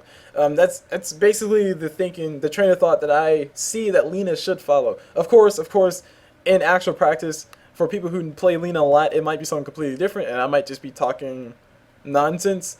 But the point I'm trying to get at is use your stun. Use your stun first. Please just use your stun first. It might save somebody's life, especially considering the fact that there was one time specifically I remember where there was a Bloodseeker who was getting attacked by a Juggernaut mid, and basically you threw out your Dragon Slave, you threw out your ulti, you threw out all this stuff, and you started auto-attacking her to death, Juggernaut that is, and Juggernaut's like, okay, you're going to damage me, I'm still going to kill your Bloodseeker, and she casually kills your Bloodseeker, and then after Bloodseeker dies, you throw your stun, and now Juggernaut's like, oh, okay, now I need to run. Instead, if you were to do it the other way around, it'd be a lot better because you could throw a stun on top of Jorringer, and then Bloodseeker can have enough time to actually get some distance between him and Jorringer, and then you can start chasing Jorringer around away with your ulti plus your Dragon Slay plus auto attacks, and then Bloodseeker can say, hey, she's low, and then he can possibly get confidence enough to turn around, and then you can turn that kill around instantly because the only thing that changed the whole entire situation was the order that you used your abilities in. You still used all your abilities, but you changed the order. Anywho, as far as your item build goes, the thing to talk about, I guess, will be nothing's really all that horrible in your item build. The only thing I'm sad to see is that there was no mechanism built at all on anybody on the entire map, and you also don't have arcane boots. You actually didn't have boots at all. Whoa, okay, that's the one thing to talk about. You don't have boots. Lina needs boots. Well, actually, no. Yeah, no, I take it back. Yeah, Lina needs boots for movement speed. Shadow Blade can supplement your movement speed, plus a drum can supplement your movement speed as well, but it's both of those items are more expensive than boots. Boots are a very simple thing to go for just to basically increase your movement speed. And as I stated before, I think a long time ago, the only reason why, like, boots honestly are all kind of bad in their own sense, but the main reason why you build boots is because everybody else is going to build boots. So you have to build it to stay competitive and to stay relevant as far as chasing people. But when Lina doesn't have boots, specifically Lina, or anybody else who has a key stun, they're not going to be able to actually catch up with the person they're trying to stun, which means that you're going to have a heck of a time trying to land your lightning strike arrays and also trying to catch up with chase people who are fleeing. So having boots is essential on any hero, mainly because, like I said, everybody else is going to build boots, so you have to build boots. That's really the only reason why people build boots. Because, I mean, phase boots gives you, what, 9 extra damage or something like that. Oh, sorry, look out, we got a badass over here. Excuse my language. 24 damage extra damage come out from phase boots. Power treads, they give you, yeah, sure, you can change attributes, and they give you 30 attack speed, which is cool. And tranquil boots, nobody has tranquil boots, but tranquil boots gives you a heal, and they break all the time. It's like you bought it from the dollar store. Anywho, you don't have boots. That's really the only thing that I can really complain about. I also would like to see a mechanism on Lina as well, because I was expecting to see Lina play the support role, but hey, you don't have to play the role. You can play it however you want. That's the cool thing about Dota. You can play any hero the way you want, and let's see if it works out. Carry Earthshaker. I've seen it before. It's very scary. It hurts a lot. It hurts a lot. It's like he built Shadow Blade, and he also had his enchanted totem maxed up, which I think increases his bonus damage by 300%. His base damage by 300%. So he adds his bonus damage, and then he also gets a Shadow Blade crit, and then he also gets his normal attack damage. It's like, oh, God, so horrible playing support. You just die in like 2 hits. It's very scary. Anywho, moving on. That's my rambling on Bloodseeker. On the case of Bloodseeker. Okay, Bloodseeker. You and I don't necessarily have to talk at all, because you probably don't care what I say anyway. But things do have to be said about your understanding of the enemy hero, specifically Riki. There was a lot of times where you could have got a kill on top of Riki by just silencing him.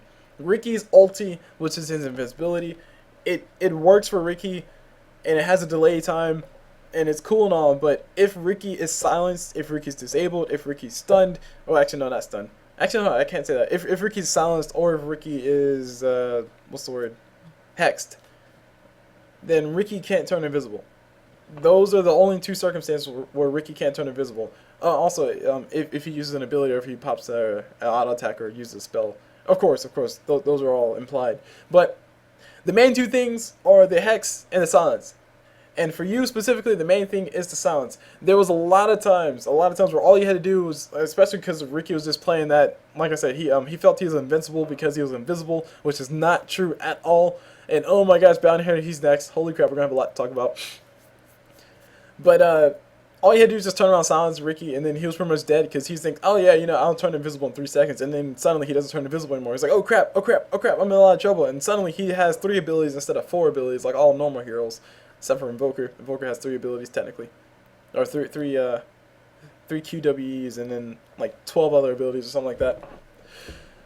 But you could have just basically gotten rid of Riki a lot earlier just by popping your silence on top of him. Yeah, sure, it gets some extra damage, but the way Riki was playing, the way Riki was building, he probably wouldn't have been able to kill you if you just silenced him and got rid of his invisibility. Because Riki was playing more so a guerrilla warfare type Riki, which I still think is very bad.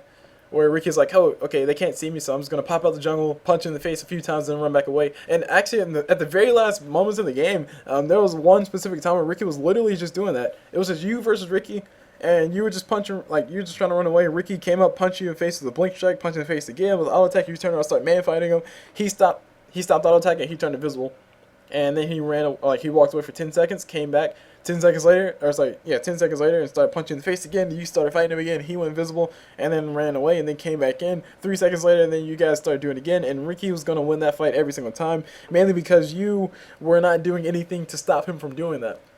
That is the only reason why Riki is going to win the fight. Now, if Riki decides to turn around and try to man fight you as a Bloodseeker, and you only have, like, you know, even if you have 4 points inside of your silence, you can throw your silence on top of Riki, and then turn around and say, hey, Lina, or hey, Juggernaut, or hey, Sven, or even hey, Bounty Hunter, help me kill Riki, and then Riki's going to die. Every single time. Especially considering his item build. He built an Orc of Malevolence. Well, okay, that was towards the end, but he had a Diffuse Blade. I don't think he had the Vladimir's Offering towards the end either. I think all he had was the Diffuse Blade, Poor Man's Shield, and Boots. Power chart, sorry. So he was an easy kill all day, every day. But of course, hindsight's 20/20, and of course, I would assume that I know a little bit more about Dota than you. Not entirely a whole bunch, but probably a whole bunch. But yes. As far as that goes, you could have won those fights every single time. You could have actually got a lot of kills based on your ulti, based on who you decided to ulti. You did ulti Viper a lot, which is cool because Viper can't necessarily block all that damage because it's all HP removal now, and it's not as it's not as bad. It's not that big of a deal if you ulti Viper instead of Viper, or putting your ulti on top of somebody like Night Stalker or Drow Ranger or Riki. But Viper's not that valuable of a target. Viper's just there to be annoying. Viper's just a nuisance. He's just there because because he wanted to pick him up. That's really the only reason why he's involved in these team fights. As far as the other targets, like Sand King's a really important target to kill because it's Burrow Strike. Drow Ranger, she's an important target to kill because of her auto attacks. And Night Stalker, yeah, Night Stalker is kind of just there, just like Viper. Yeah, I honestly would argue Viper is a more important target to kill than Night Stalker, specifically in this game. Night Stalker, all he can do is turn around and throw out a Void and make you move slower, but you don't care because you're a Bloodseeker, you move faster anyway. Anywho, so moving on from that. Actually, no, not moving on. Continuing on, talking about this.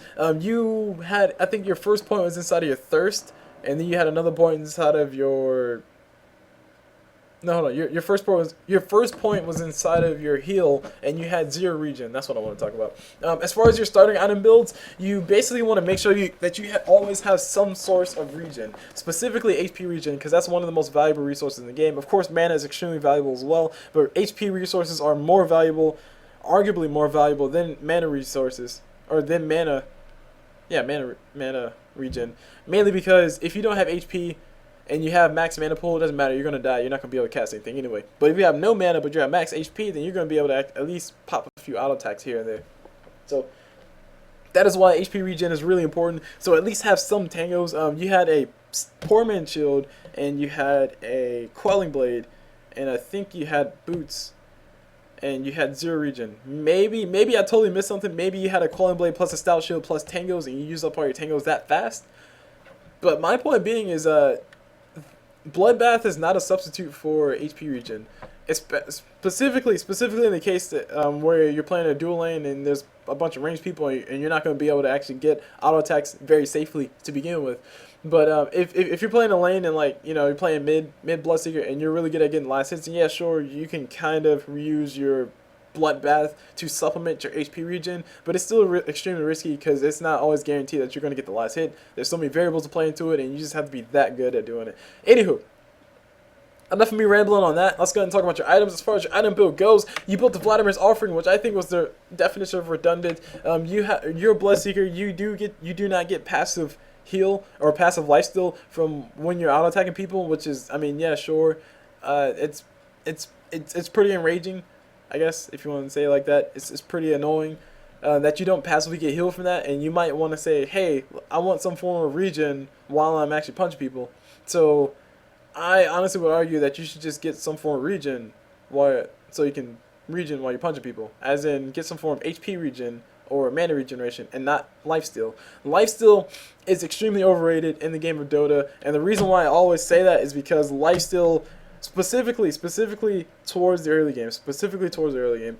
Mid game and later on in the game, I mean, yeah, sure, it becomes more relevant because you do a lot more damage and you get more heal from it. But a lot of people are under the misconception that if they have 15% lifesteal at the 7-minute mark, then they're going to be able to kill everybody because they're unstoppable. And that's not true at all. 15% lifesteal at the 12-minute mark. I mean, at the 12-minute mark, you're probably going to have maybe 100 damage at best. So 50% lifesteal of 100 damage is 15 HP per auto attack, and that's not good at all because a creep hits for. Wait, hold on. Actually, no. Let's look that up. I want to look it up because I need to put this into perspective for you guys. Dota 2 creeps. Let's see what pictures pop up from this. Anyway, Dota 2 creeps. Let's see. Where's the damage? Wow, really? 100 attack range? That's bad. Oh, it's melee. Duh. Why you don't show damage?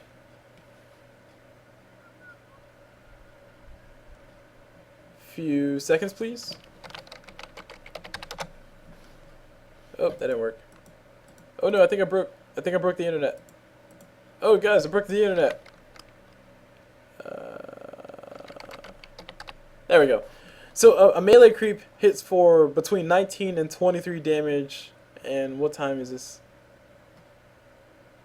Okay, it hits between 19 and 23 damage at the early stages of the game. So if you're lifestealing for 100 HP, if you're lifestealing for 15 HP every single auto attack, a melee creep hits more than your regen is. So if a melee creep, which is just a creep, and you know creeps don't necessarily hurt all that much unless they're all focusing at once, or you're just taking a lot of creep aggro. If a melee creep hits for a lot harder than your supplemental regen does, then it's not really worth it. In my honest opinion, specifically in the case of lifesteal, and the reason why I keep justifying with lifesteal is because of course HP regeneration doesn't it's the same way. You can have like 8 mana or HP regeneration per second, and it's still not more than what a creep hits you for one auto attack, and the same can be said about that case too. But the thing about HP regeneration is that HP regeneration, you don't have to do anything. You don't have to do diddly squat for it. All you have to do is just stand or stay alive, and you get consistent every 1 second plus insert number here amount of HP regeneration. So you're gonna always passively get that, and that's always gonna benefit you, and that's always gonna heal you. But lifesteal, on the other hand, you are forced to punch somebody in the face or punch something in the face in order to get your HP regeneration. And if you're not punching something in the face, then you're not getting any HP regeneration. Now, of course, in the case of Vladimir's offering, you do get, I think it's a plus 2 HP regeneration per second, which is cool. That's a nice little way to fill the gaps between you punching somebody and your regen coming in. All the regen that you need in between that. That's cool to fill that in. But it's much more effective, especially on a Bloodseeker, to build some other source of mana regeneration or HP regeneration. Excuse me. And quite honestly, Bloodseeker doesn't necessarily need late game that is. He doesn't necessarily need HP regeneration if he has a whole bunch of, just enough damage to actually kill somebody fast enough. Because Bloodseeker gets healed up anyway afterwards. After he kills a hero, he gets healed up a lot more. So I know it's kind of sound like I'm backtracking on what I said before. It's just peeling back what I said before and just making it not as solid of a point as it was before about the thing about the early point inside of Thirst. But the difference between what I'm talking about now and the early point of Thirst is that the early point of Thirst is not really all that high because Bloodseeker's Thirst at level 1. Let's see what it gives him.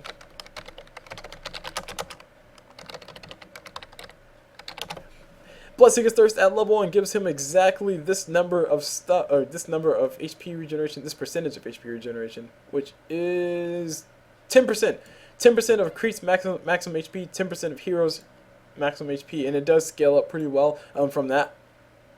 So 10% of a creep's HP, I think creeps have like 500 HP early game, so that's 10% of that. 10% of 500 is 50 HP, so that's 50 HP that you get regen from killing a creep. And a person auto attacks early game probably about 50 damage, so that's one auto attack that you're getting negated basically because you got auto attack.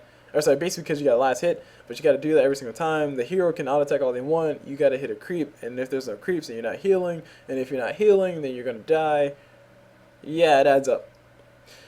But as far as lifesteal goes, as far as late game goes with your Bloodbath. As far as the late game goes with your Bloodbath, it's actually really nice because you typically do enough damage to actually kill somebody fast enough, and you do get that nice 40% HP regeneration from killing a hero, which is a lot. 40% of their maximum HP, that is. Not not just percentage HP regeneration. That'll be OP. Which is cool, which is good, which is really nice. And that's why Thirst later on is really cool. Or really good. But early on, I mean, it depends on the situation, really. It depends, like, do you only have somebody who's passively messing with you, or do you have another melee person that you're going against? Because if you do, then having an early point in Thirst is really nice. But in your lane specifically, there was a Viper, and there was also a Riki. Specifically Viper. He can just make your day a living hell. Anyway, as far as the rest of your item build goes, Vladimir's Offering, I already talked about that. Life's still overrated. Sanji Yasha, very subpar item. I talked about it during the cast, but I'll talk about it once again, and this applies to everybody else who built this Sanji Yasha, specifically the Juggernaut. And oh my gosh, I don't think I told you guys who sent this cast in, but that was the Juggernaut Snatch on the Juggernaut. I should probably post an annotation because I'm like 30 minutes in already. Yep, I'm definitely like 30 minutes in, and I haven't told you guys who sent the cast in. Sorry guys, sorry Snatch, sorry Joseph, that's my friend, who is Snatch. Sorry, Juggernaut. I totally didn't give you the proper shoutouts. Anyway, to everybody who built Sanji Yasha is an extremely subpar item in the sense that it gives you stuff, but it doesn't necessarily give you, like, you know, more as much as you wanted to give you. It gives you the chance to give the passive cleave or maim. That's what it is. The greater maim. Wow, really greater maim. Okay, it gives you a chance to get a greater maim, which is cool and nice when it procs, and it also gives you some really decent strength gain. It also gives you some really decent agility gain. But the thing about it, the thing that makes it so subpar is that it doesn't necessarily build into anything. Actually, it does technically build into other things, but that's after you take it apart, and that's after you build the whole entire thing. And it's probably much more worth your time to build yourself a Mantis style instead, or build yourself the Heaven's Halberd that you're going to build anyway, as opposed to building Sanji Yasha first and then transition to either one or both of those items, because both of those items are pretty expensive on their own. Heaven's Halberd is 2,050 plus 1,800 gold, if I'm not mistaken, because it builds straight up. So whatever that is, that's how much it costs. And then a Mantis style costs probably about 5,500. I'm not too sure. I'm just throwing a number out there. It costs that much gold. Sanji Yasha costs 4,100 gold. And if you're building yourself a Mantis style instead of a Sanji Yasha, you've essentially delayed your entire ultimate orb for the next piece of your Mantis style, of course, by 2,050 gold. Now, just to put that into perspective for all you guys who don't know the price of a ultimate orb, ultimate orb costs 2,100 gold. So you pretty much were 50 gold away from a Mantis, or from an ultimate orb for your Mantis style, and you built yourself a Sanji instead. So you delayed it. And also to elaborate on that once again, or elaborate on that a little bit further, an ultimate orb gives you 10 strength, 10 agility, 10 intelligence, which is cool. That basically means that you get 6 less than you would if you built the Sanji, or 6 less strength than you would if you built the Sanji, and you get 10 more intelligence. So, I mean, you can do the numbers. You can do the numbers if you want yourself. It basically would be better to just build shit up for the Mantis style, or just hold on to the Yasha for a long time and then build yourself your other big items. Maelstrom actually really cool on top of Bloodseeker. Actually, I honestly never considered Maelstrom on Bloodseeker whenever I play Bloodseeker, because whenever I play Bloodseeker, I want to play a derpy Bloodseeker. I want to build myself a E-Blade. I want to build. Oh, okay.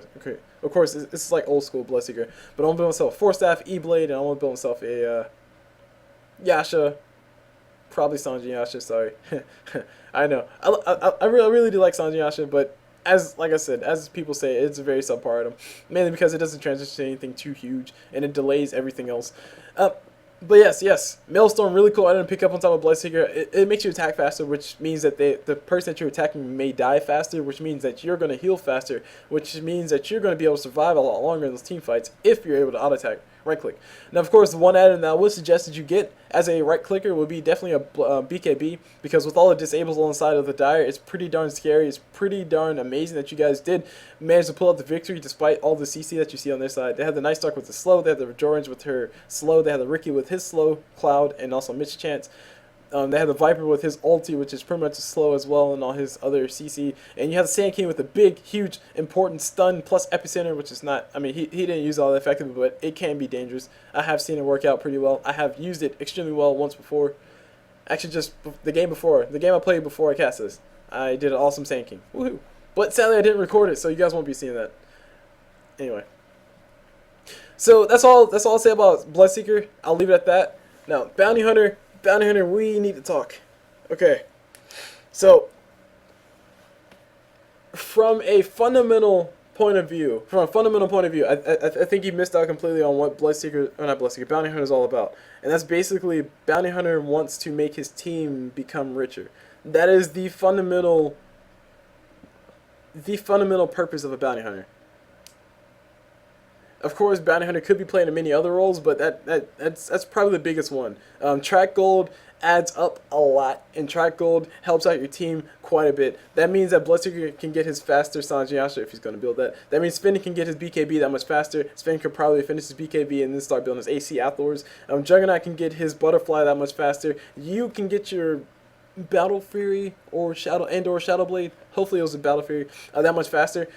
And you can also feel pretty confident knowing that you're contributing to your team quite a bit. And all you really did was just pop your ulti, which you did like 2 times, maybe 3 times this entire game. And all you had to do was pop your ulti, and that's free gold for everybody once that person died. Once that hero that was tracked up, of course, died. And it's extremely saddening to see Bounty Hunter not at least getting a few track gold kills here and there. I mean, you got maybe 1, and I think that was after you bought yourself a gem so you could spot out the Riki, and then you threw your ulti on top of him, and that was like one of the most jaw-dropping moments I've ever had in my life. Relative to relative to almost any hero, I don't think I've seen anything that bad. I'll just say it. I'll just say it as bluntly as I possibly can. I don't think I've ever seen anything that bad. So, of course, those are all that was like the negative half of what I was going to say. Now, as far as the positive half of what I'm going to say, as far as your understanding of Bounty Hunter, at least you were playing very safe as far as your position. Your position wasn't the best in the world, and you did use your invisibility to make yourself seem or feel invincible, which I think did make you pay, because Bounty Hunter does have a slight delay in his invisibility, and that's a lot of time for people to auto-attack you. That 2-second delay at level 1, and I think it's like 0.5-second delay at level 4, but even that, Jones could probably still kill you with just auto attack, or maybe saying can kill you with AOE. Anyway, that's neither here nor there. Your positioning was surprisingly decent. You didn't die okay, you died 12 times, but you didn't die too terribly much. There are a lot of times where you survived mainly because you didn't overextend more than you should have. But I think that was more a result of you having low HP and being very afraid to walk out there. Anyway, all that aside, let's go ahead and talk about the basics of Bounty Hunter. As far as Bounty Hunter goes, Janata crits are really awesome. Janata crits are really cool. That is your passive ability, and that basically increases the damage that you do for 1 auto attack, and also slows the person that you're chasing significantly. I think it was oh man, I don't remember my Bounty Hunter stuff. Oh no, what's going on? I used to play Bounty Hunter all the time. Let's see, Bounty Hunter. No, not Wikipedia. Whatever. Too late. Janata, it slows 25% at all levels, which is a significant amount of slow, especially early on in the game. You can get some pretty cute kills just with Janata crits, or some pretty quick ganks, pretty cute ganks, just with Janata crits. And also slows their attack speed as well, if I'm not mistaken. I did just look at it, I totally didn't catch that either. Yep, slows their attack speed as well, so that could help you win those man fights versus someone like a Riki. So, keep that in mind. As far as your Q goes, Shuriken Toss, I mean, a lot of people say, oh man, you should max your Shuriken Toss. And I honestly, I'm not a fan of Shuriken Toss. 2 points of Shuriken Toss is the most efficient thing you can do if you are not a big fan of it like me. 1 point of Shuriken Toss increases your potential damage output by 100, which after reductions actually increases only about to 75. And 2 points inside of that, like the next point you put inside, increases the damage that Shuriken Toss does by 100 more, so that doubles the damage that it does from that. And I think from there on out, it does like increase by 75 at every other level, or the rest of the levels. No, 50. Wait, no. What?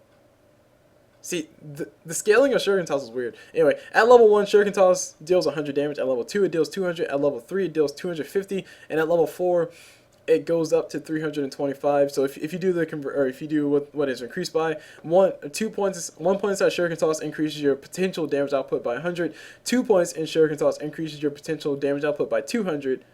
or sorry, 100 more than level 1, and put another 3 points inside of Shuriken Toss, increases your potential damage output 50 more than the level before, and at the last level it increases by 75 more damage than the last level. So I mean, it's a little weird on the scaling. I don't know what Ice Frog's thinking behind that. Maybe he was high. Who knows? Maybe he didn't want Shuriken Toss to be 350, because that would make a little bit more sense, but still wouldn't. Anywho, Shuriken Toss, 2 points. Leave it at that. Keep it simple. I like that better. Me personally, I like that. Now, of course, if you want to play another type of playstyle, I've seen a lot of people max their Shuriken Toss and get quite a bit of kills, basically because they were able to actually do enough damage with their nuke, with air quotes, because it's technically a nuke because it does over 300 damage. That's not the official definition of a nuke, but that's what I found as a definition for nukes. It is a nice nuke to use whenever you're going for the ganks and trying to get that last hit on top of somebody. So you can max it out if you really want to, but I personally would recommend that you just put 2 points and leave it at that and call it a day. So you can get the most efficient use out of your skill points. As far as the rest of your abilities, your Ghost Walk is really nice for sneaking up on people.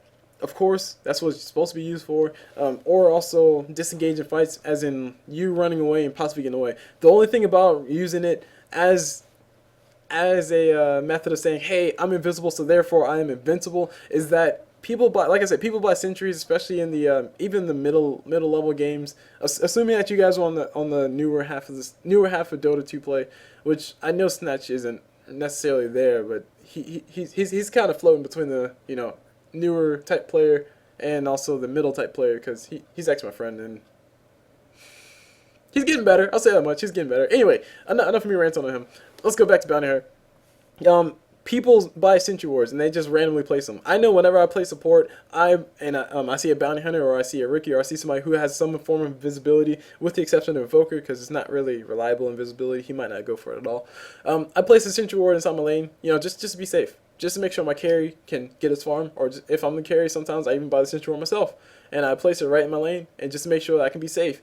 And then when I see a Bounty Hunter just casually derping up, thinking, yeah, he's invisible, so therefore he's invincible, then I just turn around and throw the stun and punch him in the face 2 times, and he's dead, and I get first blood. So I mean, it's a very risky thing to do, to use your invisibility the way that you, and specifically Riki, as far as you, like I said, well, you died 12 times, but your position wasn't as bad as I was expecting it to be for a Bounty Hunter building what you build.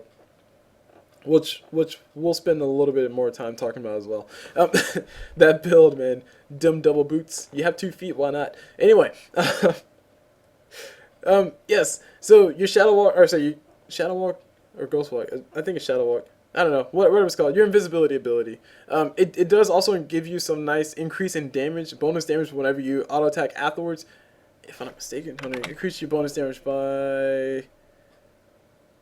Yeah, okay. Increase your bonus damage by some odd number, which is really nice, because I think I stacks with Juggernaut crit. Hold on. Oh, okay. As soon as I said Dota just had to prove me wrong. Critical multipliers, including Juggernaut, do not apply to Shadow Walk's bonus damage. Sad days. So never mind, it doesn't stack with that, but it just increases that amount of damage to do initially, that burst damage that you can do that you could potentially do as a Bounty Hunter, and you can possibly give yourself a lot of free kills just by basically having your Juggernaut off cooldown and having your Ghost Walks bonus damage there, and able to just do a significant amount of damage up front, and then you Shuriken Toss at the end to do even a significant amount of damage at the end to kill him. So you can use that to play towards the more gank style type Bounty Hunter. Now moving on to your ulti. As far as your ulti goes, your ulti is probably honestly, I am completely impartial to Juggernaut, but your ulti is honestly, logically speaking, one of the best skills that Bounty Hunter has. His Shuriken Toss is decent too. It gives a nice little mini stun, but let's not talk about that right now.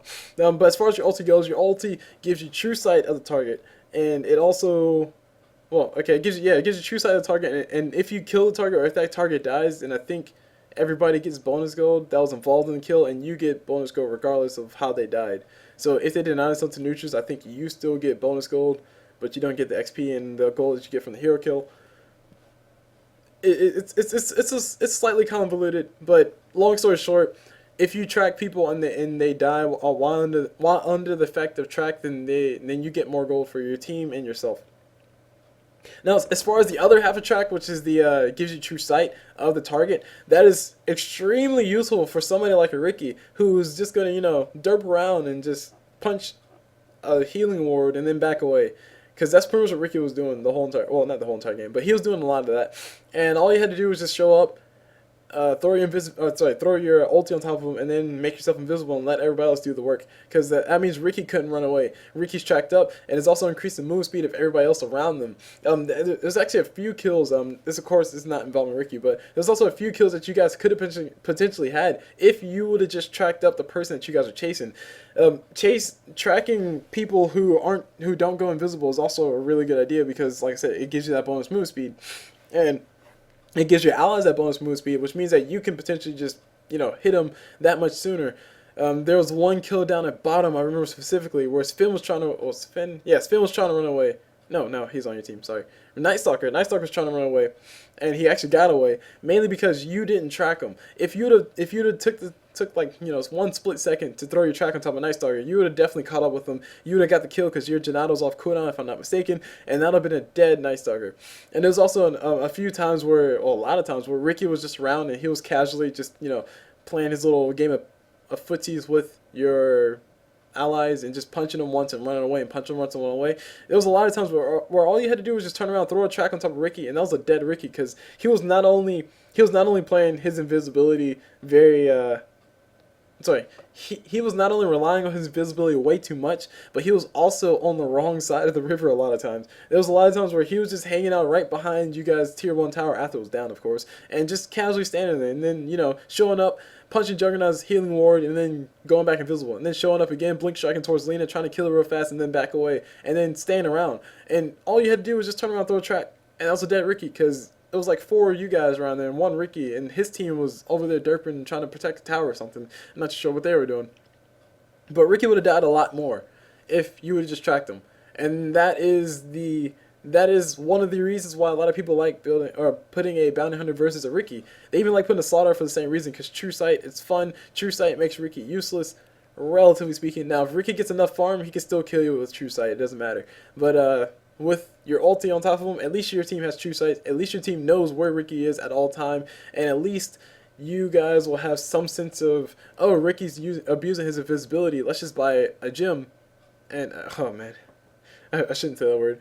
I honestly shouldn't say that word. It's around you specifically. But somebody can buy a gem and just kill Riki every single time.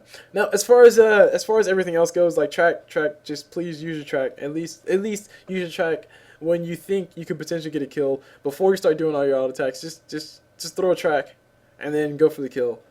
Or, throw an auto attack and then throw your track and then throw some more auto attacks, and then at the end throw your shuriken toss, and that'll pretty much secure the kill every single time.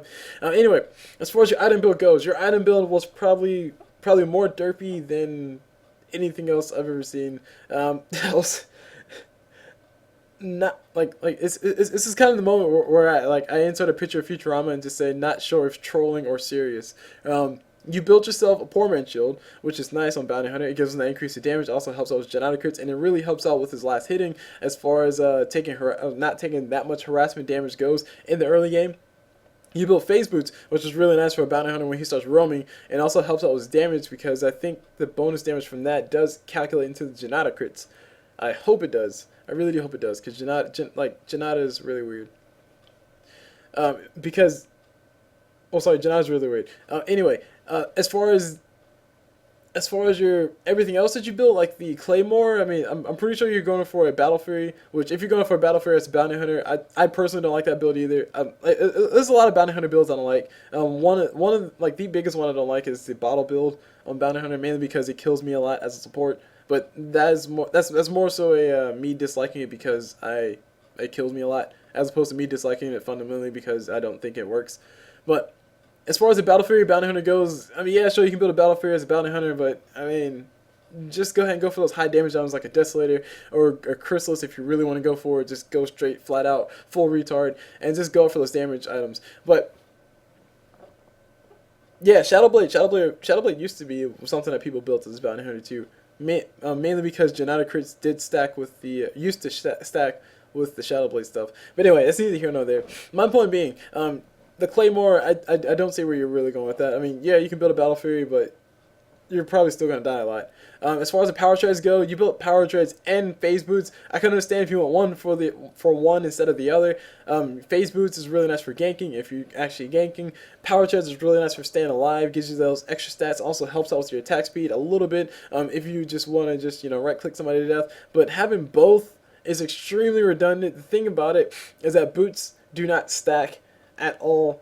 And what that means is that you can only have the move speed for one. And I want to say that goes as far as to say that you can only get the benefits from one and not the other. I think I'm pretty sure that's not true. That's the last statement I made is not true. But the move speed thing is true.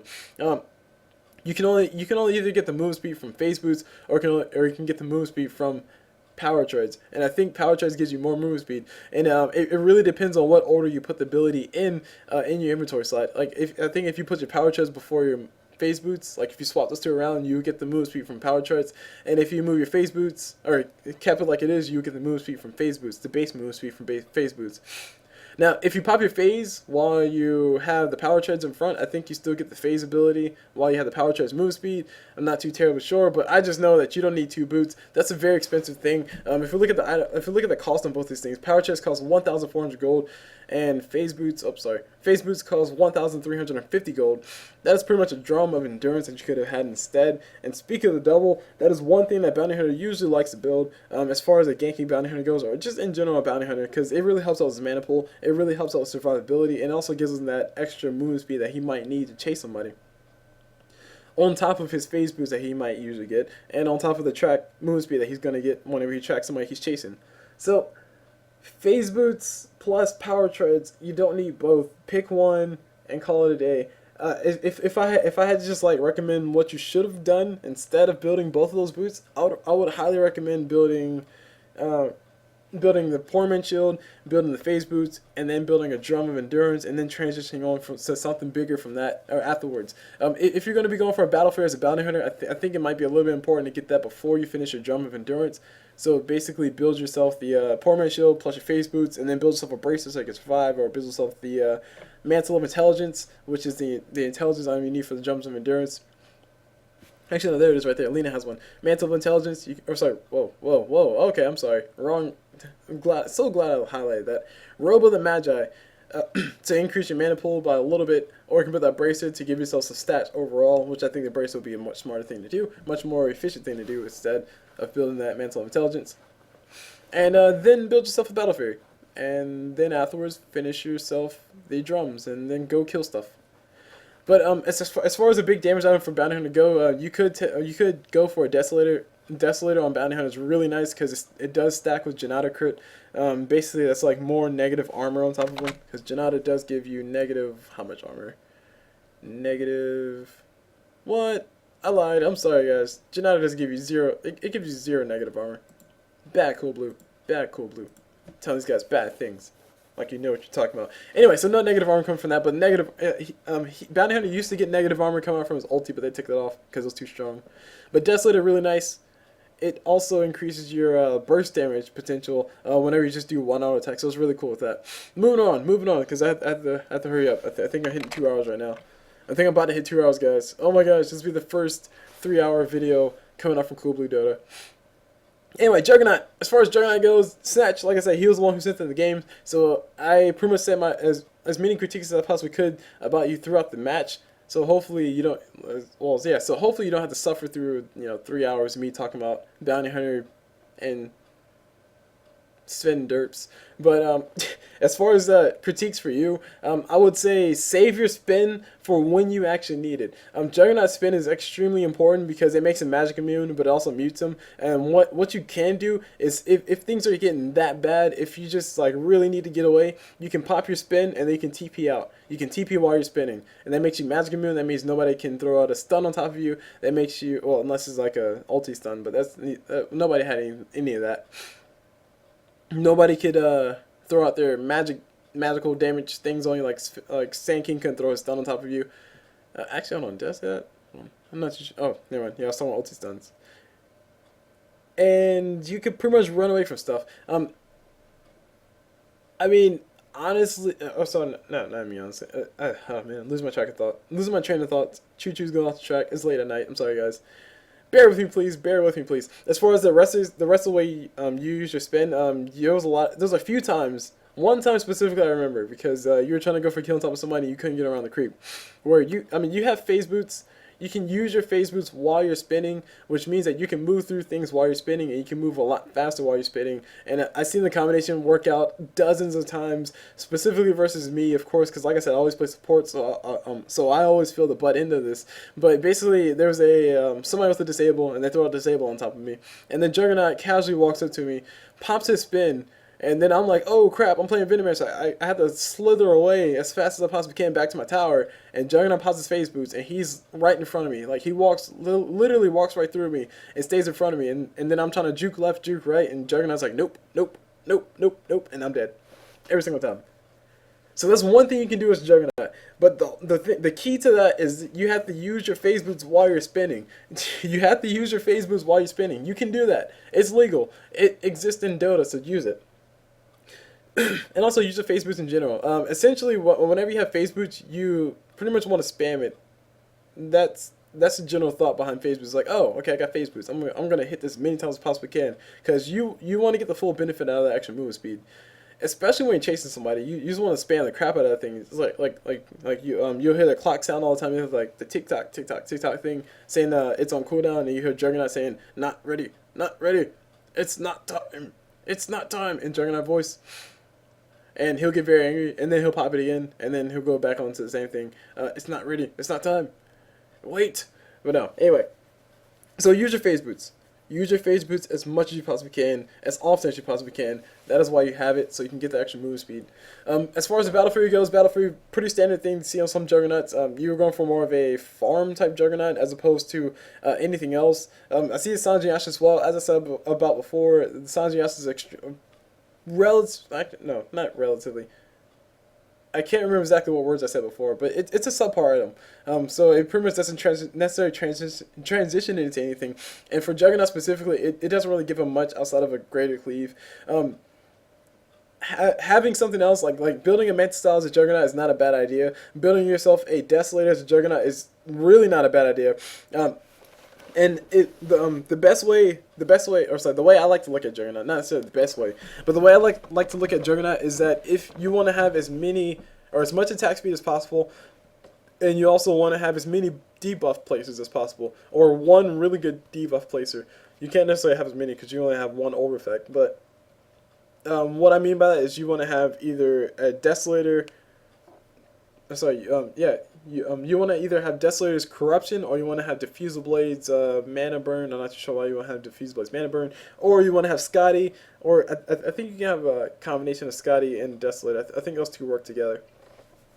Or you just want to have some kind of buff deplacer. That's basically it with your auto attacks. And the main reason for that is because whenever you pop your ulti as a Juggernaut, although you cannot necessarily just flat out auto attack. Well, okay, actually I can't say that. That's not true. Hold on. Choo-choo's come off the track. There we go. Back on the track. Choo-choo's back on the track. Whenever you pop your ulti as Juggernaut, it does like an auto attack, or it applies all the debuffs that your auto attacks have. There you go. That's what I'm trying to say. And what that means is that if you have a Desolator, which applies a corruption debuff on top of somebody, which means negative armor and also more damage to auto attacks coming up from anything else because of that negative armor, then that applies to everybody that you jump on top of. If you have a Diffusal Blade, which applies to Mana Burn, whenever you do hit somebody with it, then everybody's getting their Mana burnt by 26 Mana Burn, or is it 30? 36, 20 or 36 Mana Burn, depending on the level that you have it at. If you have a Scotty, it's applying a slow to everybody. It's making them stay clumped up together. It's ways that you can make this work for you. One of the ones I like to see is the Desolator. Like whenever I play Juggernaut, I do build myself a Yasha, like a naked Yasha, and then I transition to maybe a Drums, because Drums is really nice to help you with chasing. And then I just flat out build a Desolator, unless I need to build a BKB, just in case. But build straight out Desolator, because Desolator increases your damage by, I think, 66 damage, and also gives the debuff placer of -6 armor. Hold on, Dota 2 Desolator. It might be 9 armor. Hold on. It's probably none of the numbers I said above. High chance. Look at that. It's none of the numbers I said above. It's between 6 and 9 though. It's 7 armor reduction, and the duration for it, it's 15 seconds long, and also increases your damage by 60, not 66 damage. So it just basically increases the damage that you do with your ulti, which is cool. And the reason why you want to increase your attack speed as a Juggernaut is because whenever you place your ulti, Juggernaut does have a chance of, you know, auto attacking while he's ulting, which means that if you if you attack fast enough, you can do a whole bunch of auto attacks between your ulti. So between your 7 or 8 or 10 or 11 jumps, whatever number it is, you can do maybe 3 auto attacks per jump or something like that. I'm honestly not too sure how fast it calculates it, but you can do some extra damage to him, basically just based on the fact that you attack fast. And that's really the most intelligent thing I say about that. Outside of that, you built a butterfly. I would much prefer to see a mantis style instead of a butterfly. Yeah, evasion's cool and all, but I mean, mantis style is even cooler because it increases your attack speed, and it also gives you that ability to pop the illusions, and the illusions can do crazy amounts of damage because they can crit as well, which means that they do more damage, and beautiful things happen afterwards. So, all that's it. That's the whole entire rating side in a nutshell. Moving on to the dire side. Start off with the Sand King. Sand King Epicenter is a channeled ability for the first 2 seconds. Use it or channel it for 2 seconds and then go move away. What you can do, excuse me, to really help you out with that is you can do something called shift queuing. Okay. I can explain it. Yeah, I'll explain it. As far as shift queuing goes, all you really do is you literally hit an ability, and then you hold down the shift key, and then you hit another ability or item, and then you hold down the shift key, and then you give another command, and you hold down the shift key and give another command, and you hold down the shift key and you give another command. And it's called shift queuing because you're holding down shift and you're queuing, Q-U-E, queuing up abilities to be used in a certain order, in the order that you specified. So you can shift queue your movement, which means you hold down shift and you click on the map or right click on the map a lot, and your hero will move from point to point in this exact order that you specified. Or you can shift queue abilities plus movements if you want to be advanced about it. So you can, you know, channel your epicenter, and then sorry, hold on. You can channel your epicenter, and you can have it queued up to where you blink immediately after your epicenter, and then you do a burst strike, and then you go straight into sandstorm afterwards. So it happens as fast as it possibly can, so that way people don't have time to respond and say, oh crap, epicenter's going off, Sand King blinked in, stun him, and then Invincible Spirit turns around and stuns you with her slow magic missile because you couldn't click your Q fast enough. This has actually happened to me, guys. I know, sad days. But real life experience, guys. Real life experience happened over here. But if you shift Q, it happens as fast as it possibly can.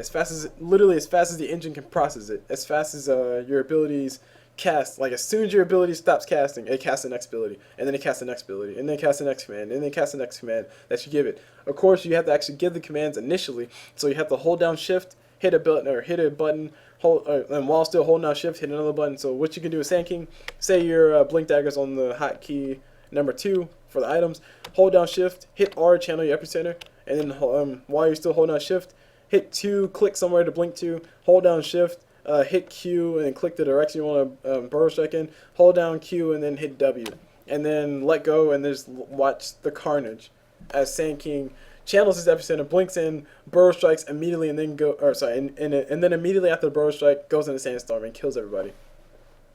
So shift queuing. Keep in mind, shift queuing is really important. As far as your item build goes, as far as your skill build goes, I definitely do agree with the skill build. You had no points in your caustic finale, which I really liked. I do not like caustic finale because it pushes lanes, and as you guys know, Cool Blue doesn't like pushing lanes. So no true critique to say about any of that, really. Moving over to your item build, though. Your item build was a Aghanim Scepter instead of a Blink Dagger. Sand King is essentially nothing without his Blink Dagger, so Blink Dagger is a lot more important than Aghanim Scepter. Yeah, sure, Ags can increase the damage that your epicenter does, but with the way that you got your epicenters off, I mean, it didn't really change much because you didn't really use your epicenter all that much. That's the only way to say it. But you build Arcane Boots, so Arcane Boots is really nice. So Sand King, it helps you supplement your mana because Sand King's abilities do cost a lot of mana, relatively speaking. Moving on to Viper, as far as you go, Vanguard plus Poor Man's Shield, don't get either one. Okay, I take it back. Vanguard maybe, Poor Man's Shield definitely not. I mean, yeah, sure, it gives you agility and it all goes in one item. It gives you 10 damage block from ranged damage, cool, but it's 10 damage. 10 damage is nothing. 10 blocking 10 damage is not worth the 550 gold that a poor man's shield costs. What a poor man's shield did for you, I'll tell you exactly what a poor man's shield did for you. A poor man's shield delayed your vanguard by 550 gold. A poor man's shield delayed your power chest by 550 gold. A poor man's shield delayed. Okay, you see my point. A poor man's shield just delayed your items. That's all it did. You had 2 stout shields purchased up, and I totally saw it. And the thing about damage block is that damage block doesn't stack. It procs separately, and if one procs, I think the other one doesn't proc. Hold on, let me go make sure. I really do have to make sure I'm telling you guys the right thing, because if I'm not, then it'll sound bad. Let's see. All right. Stacking. Okay, there we go. All right. So mechanics of damage block. Damage block has a chance to proc from any physical damage, including abilities that deal physical damage or composite damage, with the exception of quill spray. Blah blah blah. All items that use damage block mechanism use a suit. Okay, we don't care. Damage block items will also block different amounts depending on whether the user's melee or ranged. The poor man's shield will also reduce or have a reduced chance of proccing from non-hero damage. There we go. Okay. Anyway, ignore everything I just said. That was not relevant. Stacking. Only one instance of damage block can proc at a time. The highest chance source of damage block is checked first, and only if it does not proc or doesn't proc will all the others roll. In other words, damage block follows a diminishing stacking pattern. For example, 2 stout shields will result in an 84% chance to block 20 damage on melee heroes. 3 will result in a 94% chance, although it is a poor investment when compared to armor.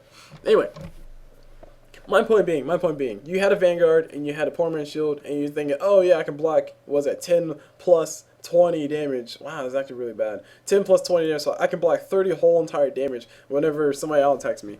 It's not. It doesn't work that way. It's not as efficient as you think it is. And actually, the poor man's shield you could have completely done without. Like I said, it just delayed your stuff. Now Vanguard on the other hand, we can talk about Vanguard all day. People argue that Vanguard is really useless on Viper. Some people argue it's really great on a Viper. Just going down the line, just talking about the facts. Vanguard gives you a lot of HP, relatively speaking. Vanguard gives you some really nice regen. Vanguard makes it to where you are harder to kill. And making a Viper harder to kill is actually making Viper significantly harder to kill, because Viper with his corrosive skin is really survivable. Jeez, I'm getting hiccups. It's really survivable. And with that 40% reduction in magic damage, I think it's a 40% reduction in physical damage, or was it just 40% in all damage? I don't know. Some odd percent reduction in damage.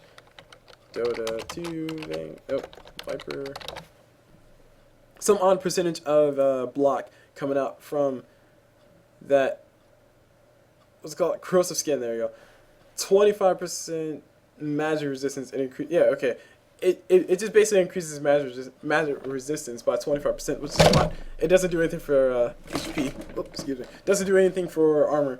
But anyway, my point being, it makes Viper really survivable. So having the Vanguard behind that, it really helps out. The best way to look at it is that percentage-based things that reduce damage are really good when you have a lot of HP. So one of the best cases I can bring up would be the comparison between Medusa and Spirit Bear. Sorry, Lone Druids. Well, Spirit Bear. That's the name of Spirit Bear. So let me go ahead and bring up the pages for those two real fast before I go and talk anymore. Dota to Medusa, and I'm gonna move over to Syllabear. Oh jeez.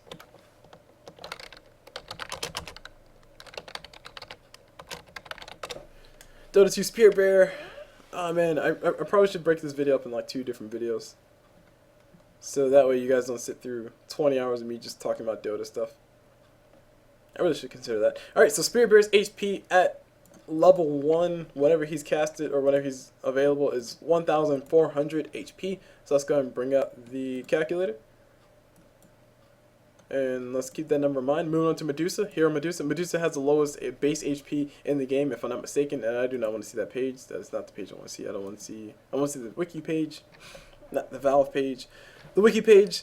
Medusa's HP at level 1 is 416. Okay, so let's give both of them 10 armor. 10 armor, like I said before, effectively increases your effective HP by 6% per point in armor, so that's 60% and increase in damage, which translates directly to 60% reduction in damage that they take from physical damage. So that means they only feel 40% of the incoming physical damage, if you guys want to go even more on the conversions. But what that does is that effectively increases their effective HP from physical damage by 60%, which means that you can get away with multiplying the amount of HP they have by 1.6, which is 160%. Which basically what that does is that's pretty much adding 140 or 1,400 plus 6.6 or 60% times 1,400. Yeah, it's combining all that in one step. That's basically what that's doing. Just in case you guys were wondering, it's math and stuff. Let's put it that way. So let's. Oh, sorry. For a Spirit Bear, having 60% decrease in the incoming physical damage effectively increases his HP by effectively increases his HP to 2,240, and that is up from 1,400. And just to give you guys a number, I mean, yeah, I probably should just do this separate anyway. Just the number, that increases HP by 840. So moving on to Medusa, let's give her the same amount of things. Medusa's base HP at level 1 is 416, which is really bad. It's really saddening. But Medusa can get out of control, so that's why, you have to have things to balance her. Medusa's more about the late game, not the early game. Medusa, with that increase, or with that 60 armor, effectively increases her HP to 665.6, which probably be 666. 666. Oh man, who'd have thought? So how much did that increase her HP by?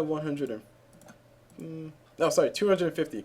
It effectively increased her HP by 250, while Bear, on the other hand, increased his HP by 840. So percentage is really nice when you get into those late game situations. So all that goes extremely long way to tell you guys why 25% reduction in magic resistance, or 25% increase in magic resistance is really nice on Viper. Let's just basically apply the same logic I did for physical damage and apply that to magic resistance, and you get the same entire picture. Viper effectively increases his effective HP from magic damage by 25% just by having corrosive skin maxed out, and that just makes it so much survivable.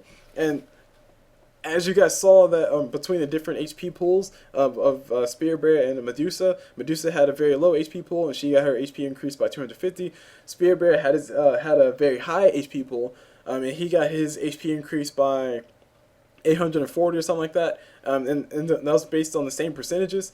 If Viper has a higher amount of HP, then his magic resistance, the amount of HP that he's increasing his HP by is quite a bit. It's a lot more than having max corrosive skin and then having 0 HP to begin with. So I'm really trying hard to tile this in one statement, but it's really difficult. I keep making multiple statements that aren't complete. Hold on. Let's put it this way. If Viper had 1,000 HP and he has 60% increase in or decrease. And 60% increase in magic resistance, which is he feels 40% in magic damage. Anyway, hold on. Oh god, it's late night. All right, trains off the track completely. Let's just go ahead and pretend I said the right thing. Let's go ahead and pretend it all made sense. Let's just assume that you guys understood what I was saying. If you guys don't, leave comments and I will clarify as much as I possibly can in chat because I am much better with typing than I am with talking. If you guys haven't picked up on that. Meanwhile, moving over to Riki. Riki, as far as Riki goes. As far as the Riki play goes, Riki really need to use her invisibility a lot more sparingly. Of course, I know Riki's permanently invisible because of his ulti, but what I'm saying is that Riki can definitely get a lot more done if he's not being active with his invisibility. And what I mean by that is that like Riki, once Riki hits level 6, all he has to do is just not be in lane, and then everybody's gonna be instantly scared and instantly afraid, and it's like, oh crap, where's Riki? I don't know where Riki is, so I'm not gonna push his tower as much as I want to, or I don't know where Riki is, so we're not gonna try to jump on this Crystal Maiden, which there was no Crystal Maiden, but just hypothetically, we're not gonna jump on this Crystal Maiden because Riki might be right behind her. She might be baiting out a kill, and while everybody's thinking while everybody has all this craziness going on in their mind, you're in the jungle as a Riki just farming up some neutral camps, because it's like, hey, I'm Riki, I can farm neutral camps very safely. Nobody's gonna actually come and find me. Nobody's gonna think I'm actually doing that. So while you're by being out of lane, by being not visible, by not being active, that's the word I like to use, but by not being active with your invisibility, you're effectively making everybody on the enemy team extremely afraid for no apparent reason. And on top of that, you're getting a lot of room to farm at the jungle. So just don't be in lane and don't abuse your invisibility. Now, if you abuse your invisibility, if every time you see a Juggernaut throw a healing ward, you're gonna walk all the way towards him and then punch a healing ward and then back away, Juggernaut's gonna catch on to that eventually, and he's gonna buy a sentry ward. He's gonna place a sentry ward, and he's gonna throw a healing ward and just wait for you to walk up. As soon as you walk up, suddenly everybody from the enemy or everybody from their team is there and they kill you. Every time. So be very cautious about that. As far as everything else, your Cloud, you didn't get a point in Cloud until very late. I really didn't like that. At least 1 point in Cloud early on is really useful, especially for getting kills on people like Lina, or getting kills on top of people like Bounty Hunter who want to go invisible or who want to throw a stun on top of you. As far as your other item, or as far as your other skill build, you maxed out your backstab early, and I really, really dislike that for one simple fact. The main fact is, backstab increases your extra damage based on how much agility you have, and early on you don't have a ton of agility, so you're not increasing your damage by a ton.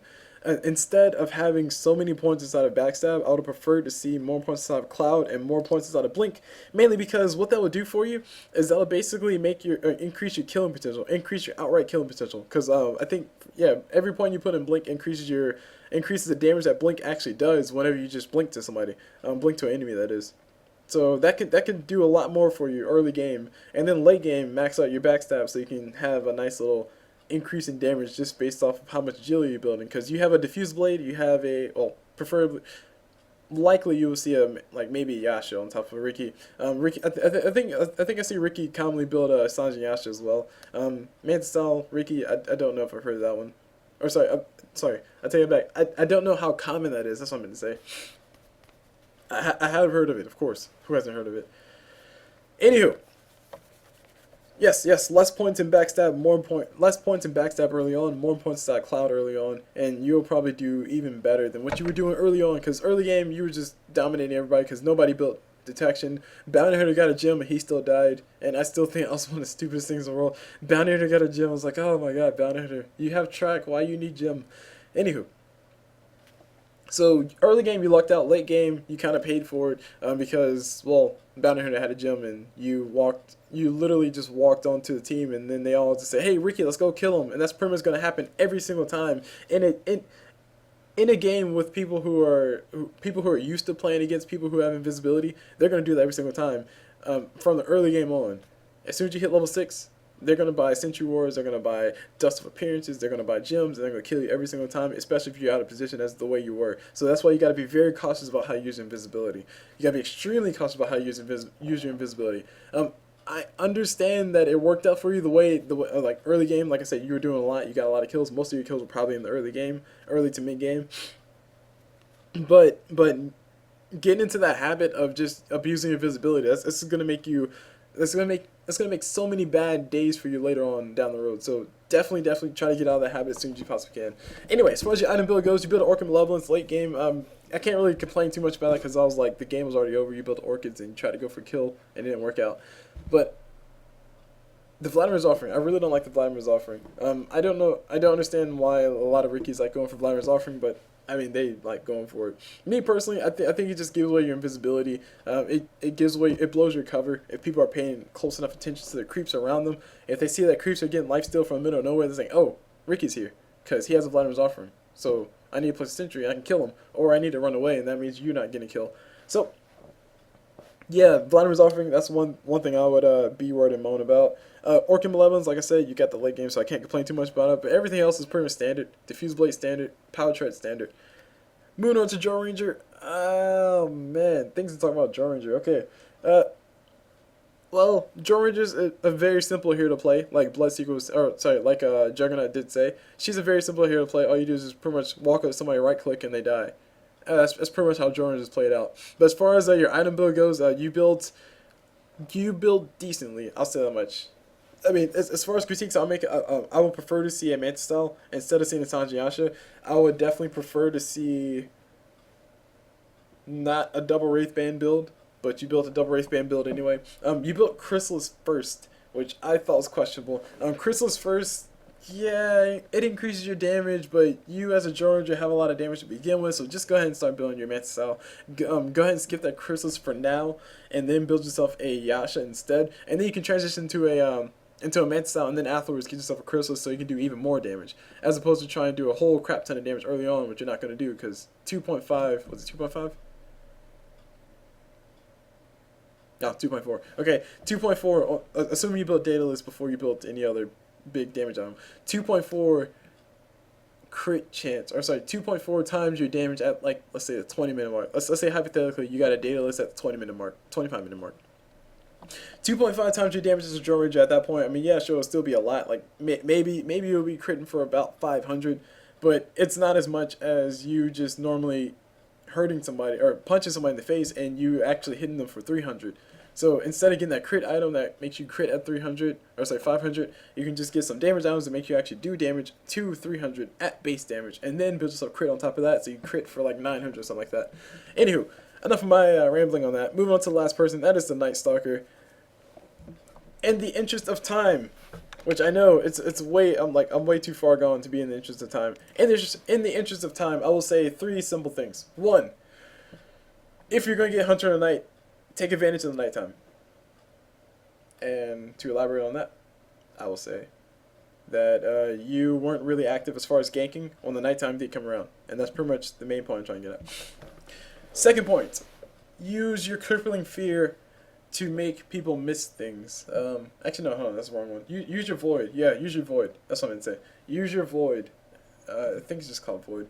It's a really nice nuke, and it can finish off a lot of people. I think there's a few times where there was a Bloodseeker chasing you, use your void on top of him, as opposed to using on top of the person who was low. I think maybe Bounty Hunter, he was low or something, or Sven, he was low or something, and you literally silence the Bloodseeker, or silence the Sven, and then try to run up to him and punch him instead of popping your void. If you just pop your void, you might have got the kill. And the last point I'll make, the very last point I'll make, would be build an armlet. You'll live longer. No. Of course, that was pretty much a troll point. But as far as how you were playing during your game, I could tell that you might not have known what you were really doing.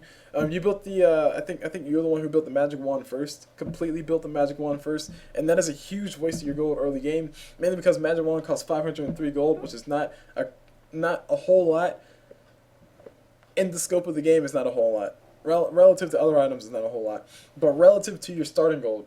Your starting gold is 603 gold or 605 gold? 609 gold, that's what it was. Your starting gold is 609 gold, and you spent 503 gold. I think you random, so that means you had 835 gold or something like that. So let's do 835. And let's just basically figure out what percentage of your gold did you spend on that magic wand. Let's see, 503 divided by, I say 835. I'm not too exactly sure what the exact number is, but you spent 60% of your gold on an item that's not going to benefit you until probably about the 10-minute mark of the game. Actually, no, I take it back. Probably about like the 5 to 7 minute mark of the game. That's really when the magic wand starts benefiting you. And that's only because everybody has enough points in their abilities to confidently start spamming their stuff out. And even then, there's not really that many people that spam abilities. I mean, yeah, sure, Bounty Hunter can pop his invisibility, you might get a few charges from that. Bloodseeker, he can throw sounds on top of himself a few times, you get a charge or 2 from that. Sven, he can throw out his war cry every 36 seconds, and you'll get a charge from that. But, I mean, the dual lanes you guys are facing a Bounty Hunter, and you guys are also facing a Juggernaut, if I'm not mistaken. No, yeah, I'm completely mistaken. You guys are facing a Sven and a Bounty Hunter.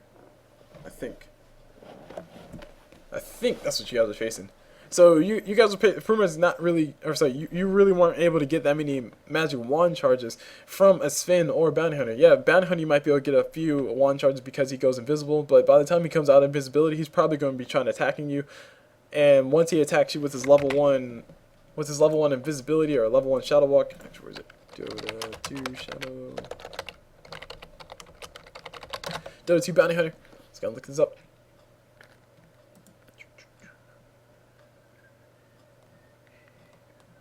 Yeah, the bonus damage that Bounty Hunter gets from his Shadow Walk is 30 bonus damage from level 1. So let's assume that Bounty Hunter just spamming the crap out of his invisibility. You're getting like massive wand charges. Let's say you get 2 wand charges and then Bounty Hunter punches you in the face, and then you get 2 more wand charges before Bounty Hunter does it again, and then you get 2 more.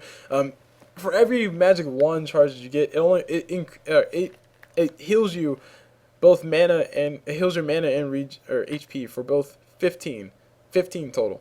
Now, if you have 2 charges, and 15 times 2 is 30, and Bounty Hunter's Shadow Walk, with the bonus damage that it gives him, it increases bonus damage by 30, then you're not really getting a whole lot if he's just punching the face every single time, and you pop your magic wand afterwards. Essentially, what Bounty Hunter's doing is he's actually getting a free auto attack off on top of you, which is an auto attack more than what the magic wand is actually healing you for with just 2 wand charges.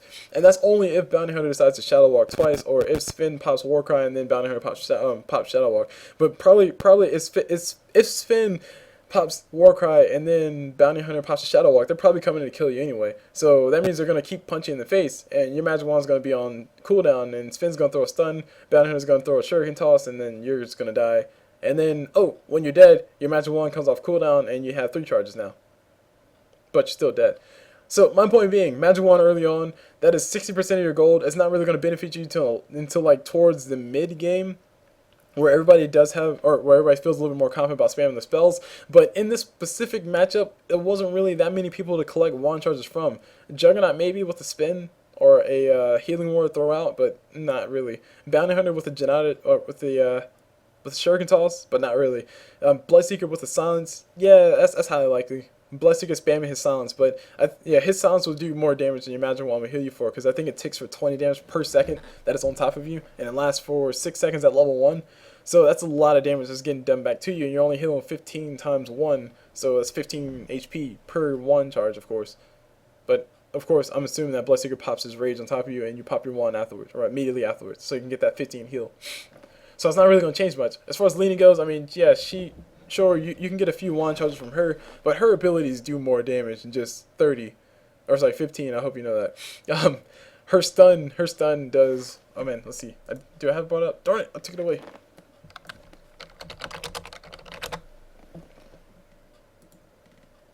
See, Lina stun, where is it? Hurry up. Lina stun does 200, oh sorry, at level 1, it does 90 damage. So that means you need what? You need, how many is that? That is 9 wand charges. You need 9 wand charges to heal up from that. Lina's Dragon Slave does 100 damage at level 1. Actually, hold on, I take it back. Hold on. I forgot reductions. Every hero has a built-in 25% magic resistance. So you would actually get healed for, or you won't actually need that many wand charges. Hold on, 90 minus. Actually, no, that's not what I do. 90 times 0.75, that's what I do. No, crap, that's not what I do. 90 times 0.75, because that's how much you would feel. So you would feel 67.5 damage, so 68 damage. And that means you would need, like, what was that, 3, no, it's 2, that's 30, 3, 5. You need 5 wand charges at the minimum to heal up from that. And Lina, she only has 2 spells that she can actually spam out. Maybe she'll be able to throw another lightning strike ray, but by that time you're probably dead anyway. So my point being, in this specific matchup, there's not a lot of people to collect wand charges from, so it's a really risky thing to do, or it's not really worth your time to completely buy a whole entire magic wand, especially not first. Now, I would argue that boots first, when you random, which means that he got extra gold, but boots first would be a little bit more useful than a magic wand first. And I'm honestly really cringing when I say that, because a magic wand does give you some stats, which I really do like stats over everything, stats over money. but it gives you +3 to all attributes, and boots just give you 50 movement speed flat, and it's not that impressive. But anyway, you really have to take a step back and look at how you're spending your gold, why you're spending your gold on it, and what percentage of your gold it comes down to. Of course, percentage of your gold that you spend on something doesn't necessarily dictate how you should build something, but it's a really nice way for me to explain to you guys why this is actually a bad idea, or why that's actually a bad idea. Like if we just take that back, like take another step back, and let's say you didn't random. Let's say you bought that magic wand first, and you just, like I said, you didn't random, so you had 603 gold. So you had 603 gold to begin with, and you bought that magic wand, which cost 503 gold. So 503 divided by 603 equals 83.4% of your gold was spent on that magic wand, which is not going to benefit you till later.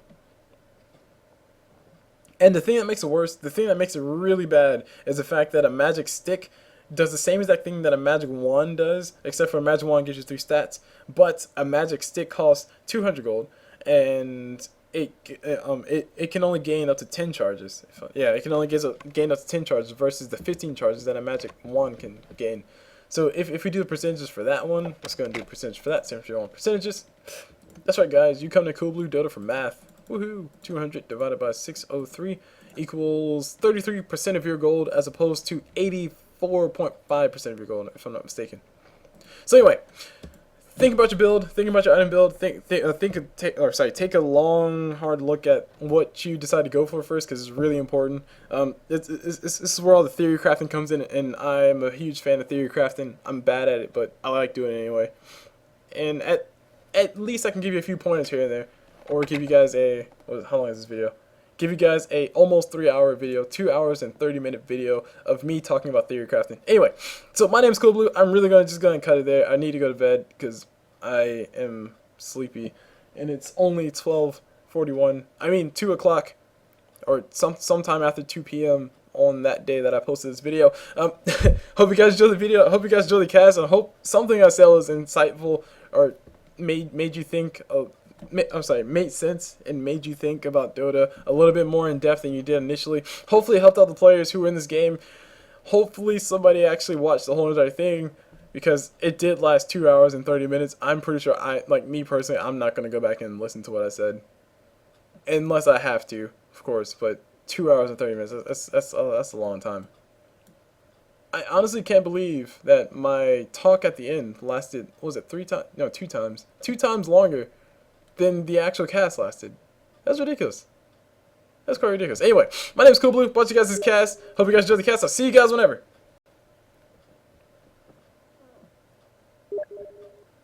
Yay, messages.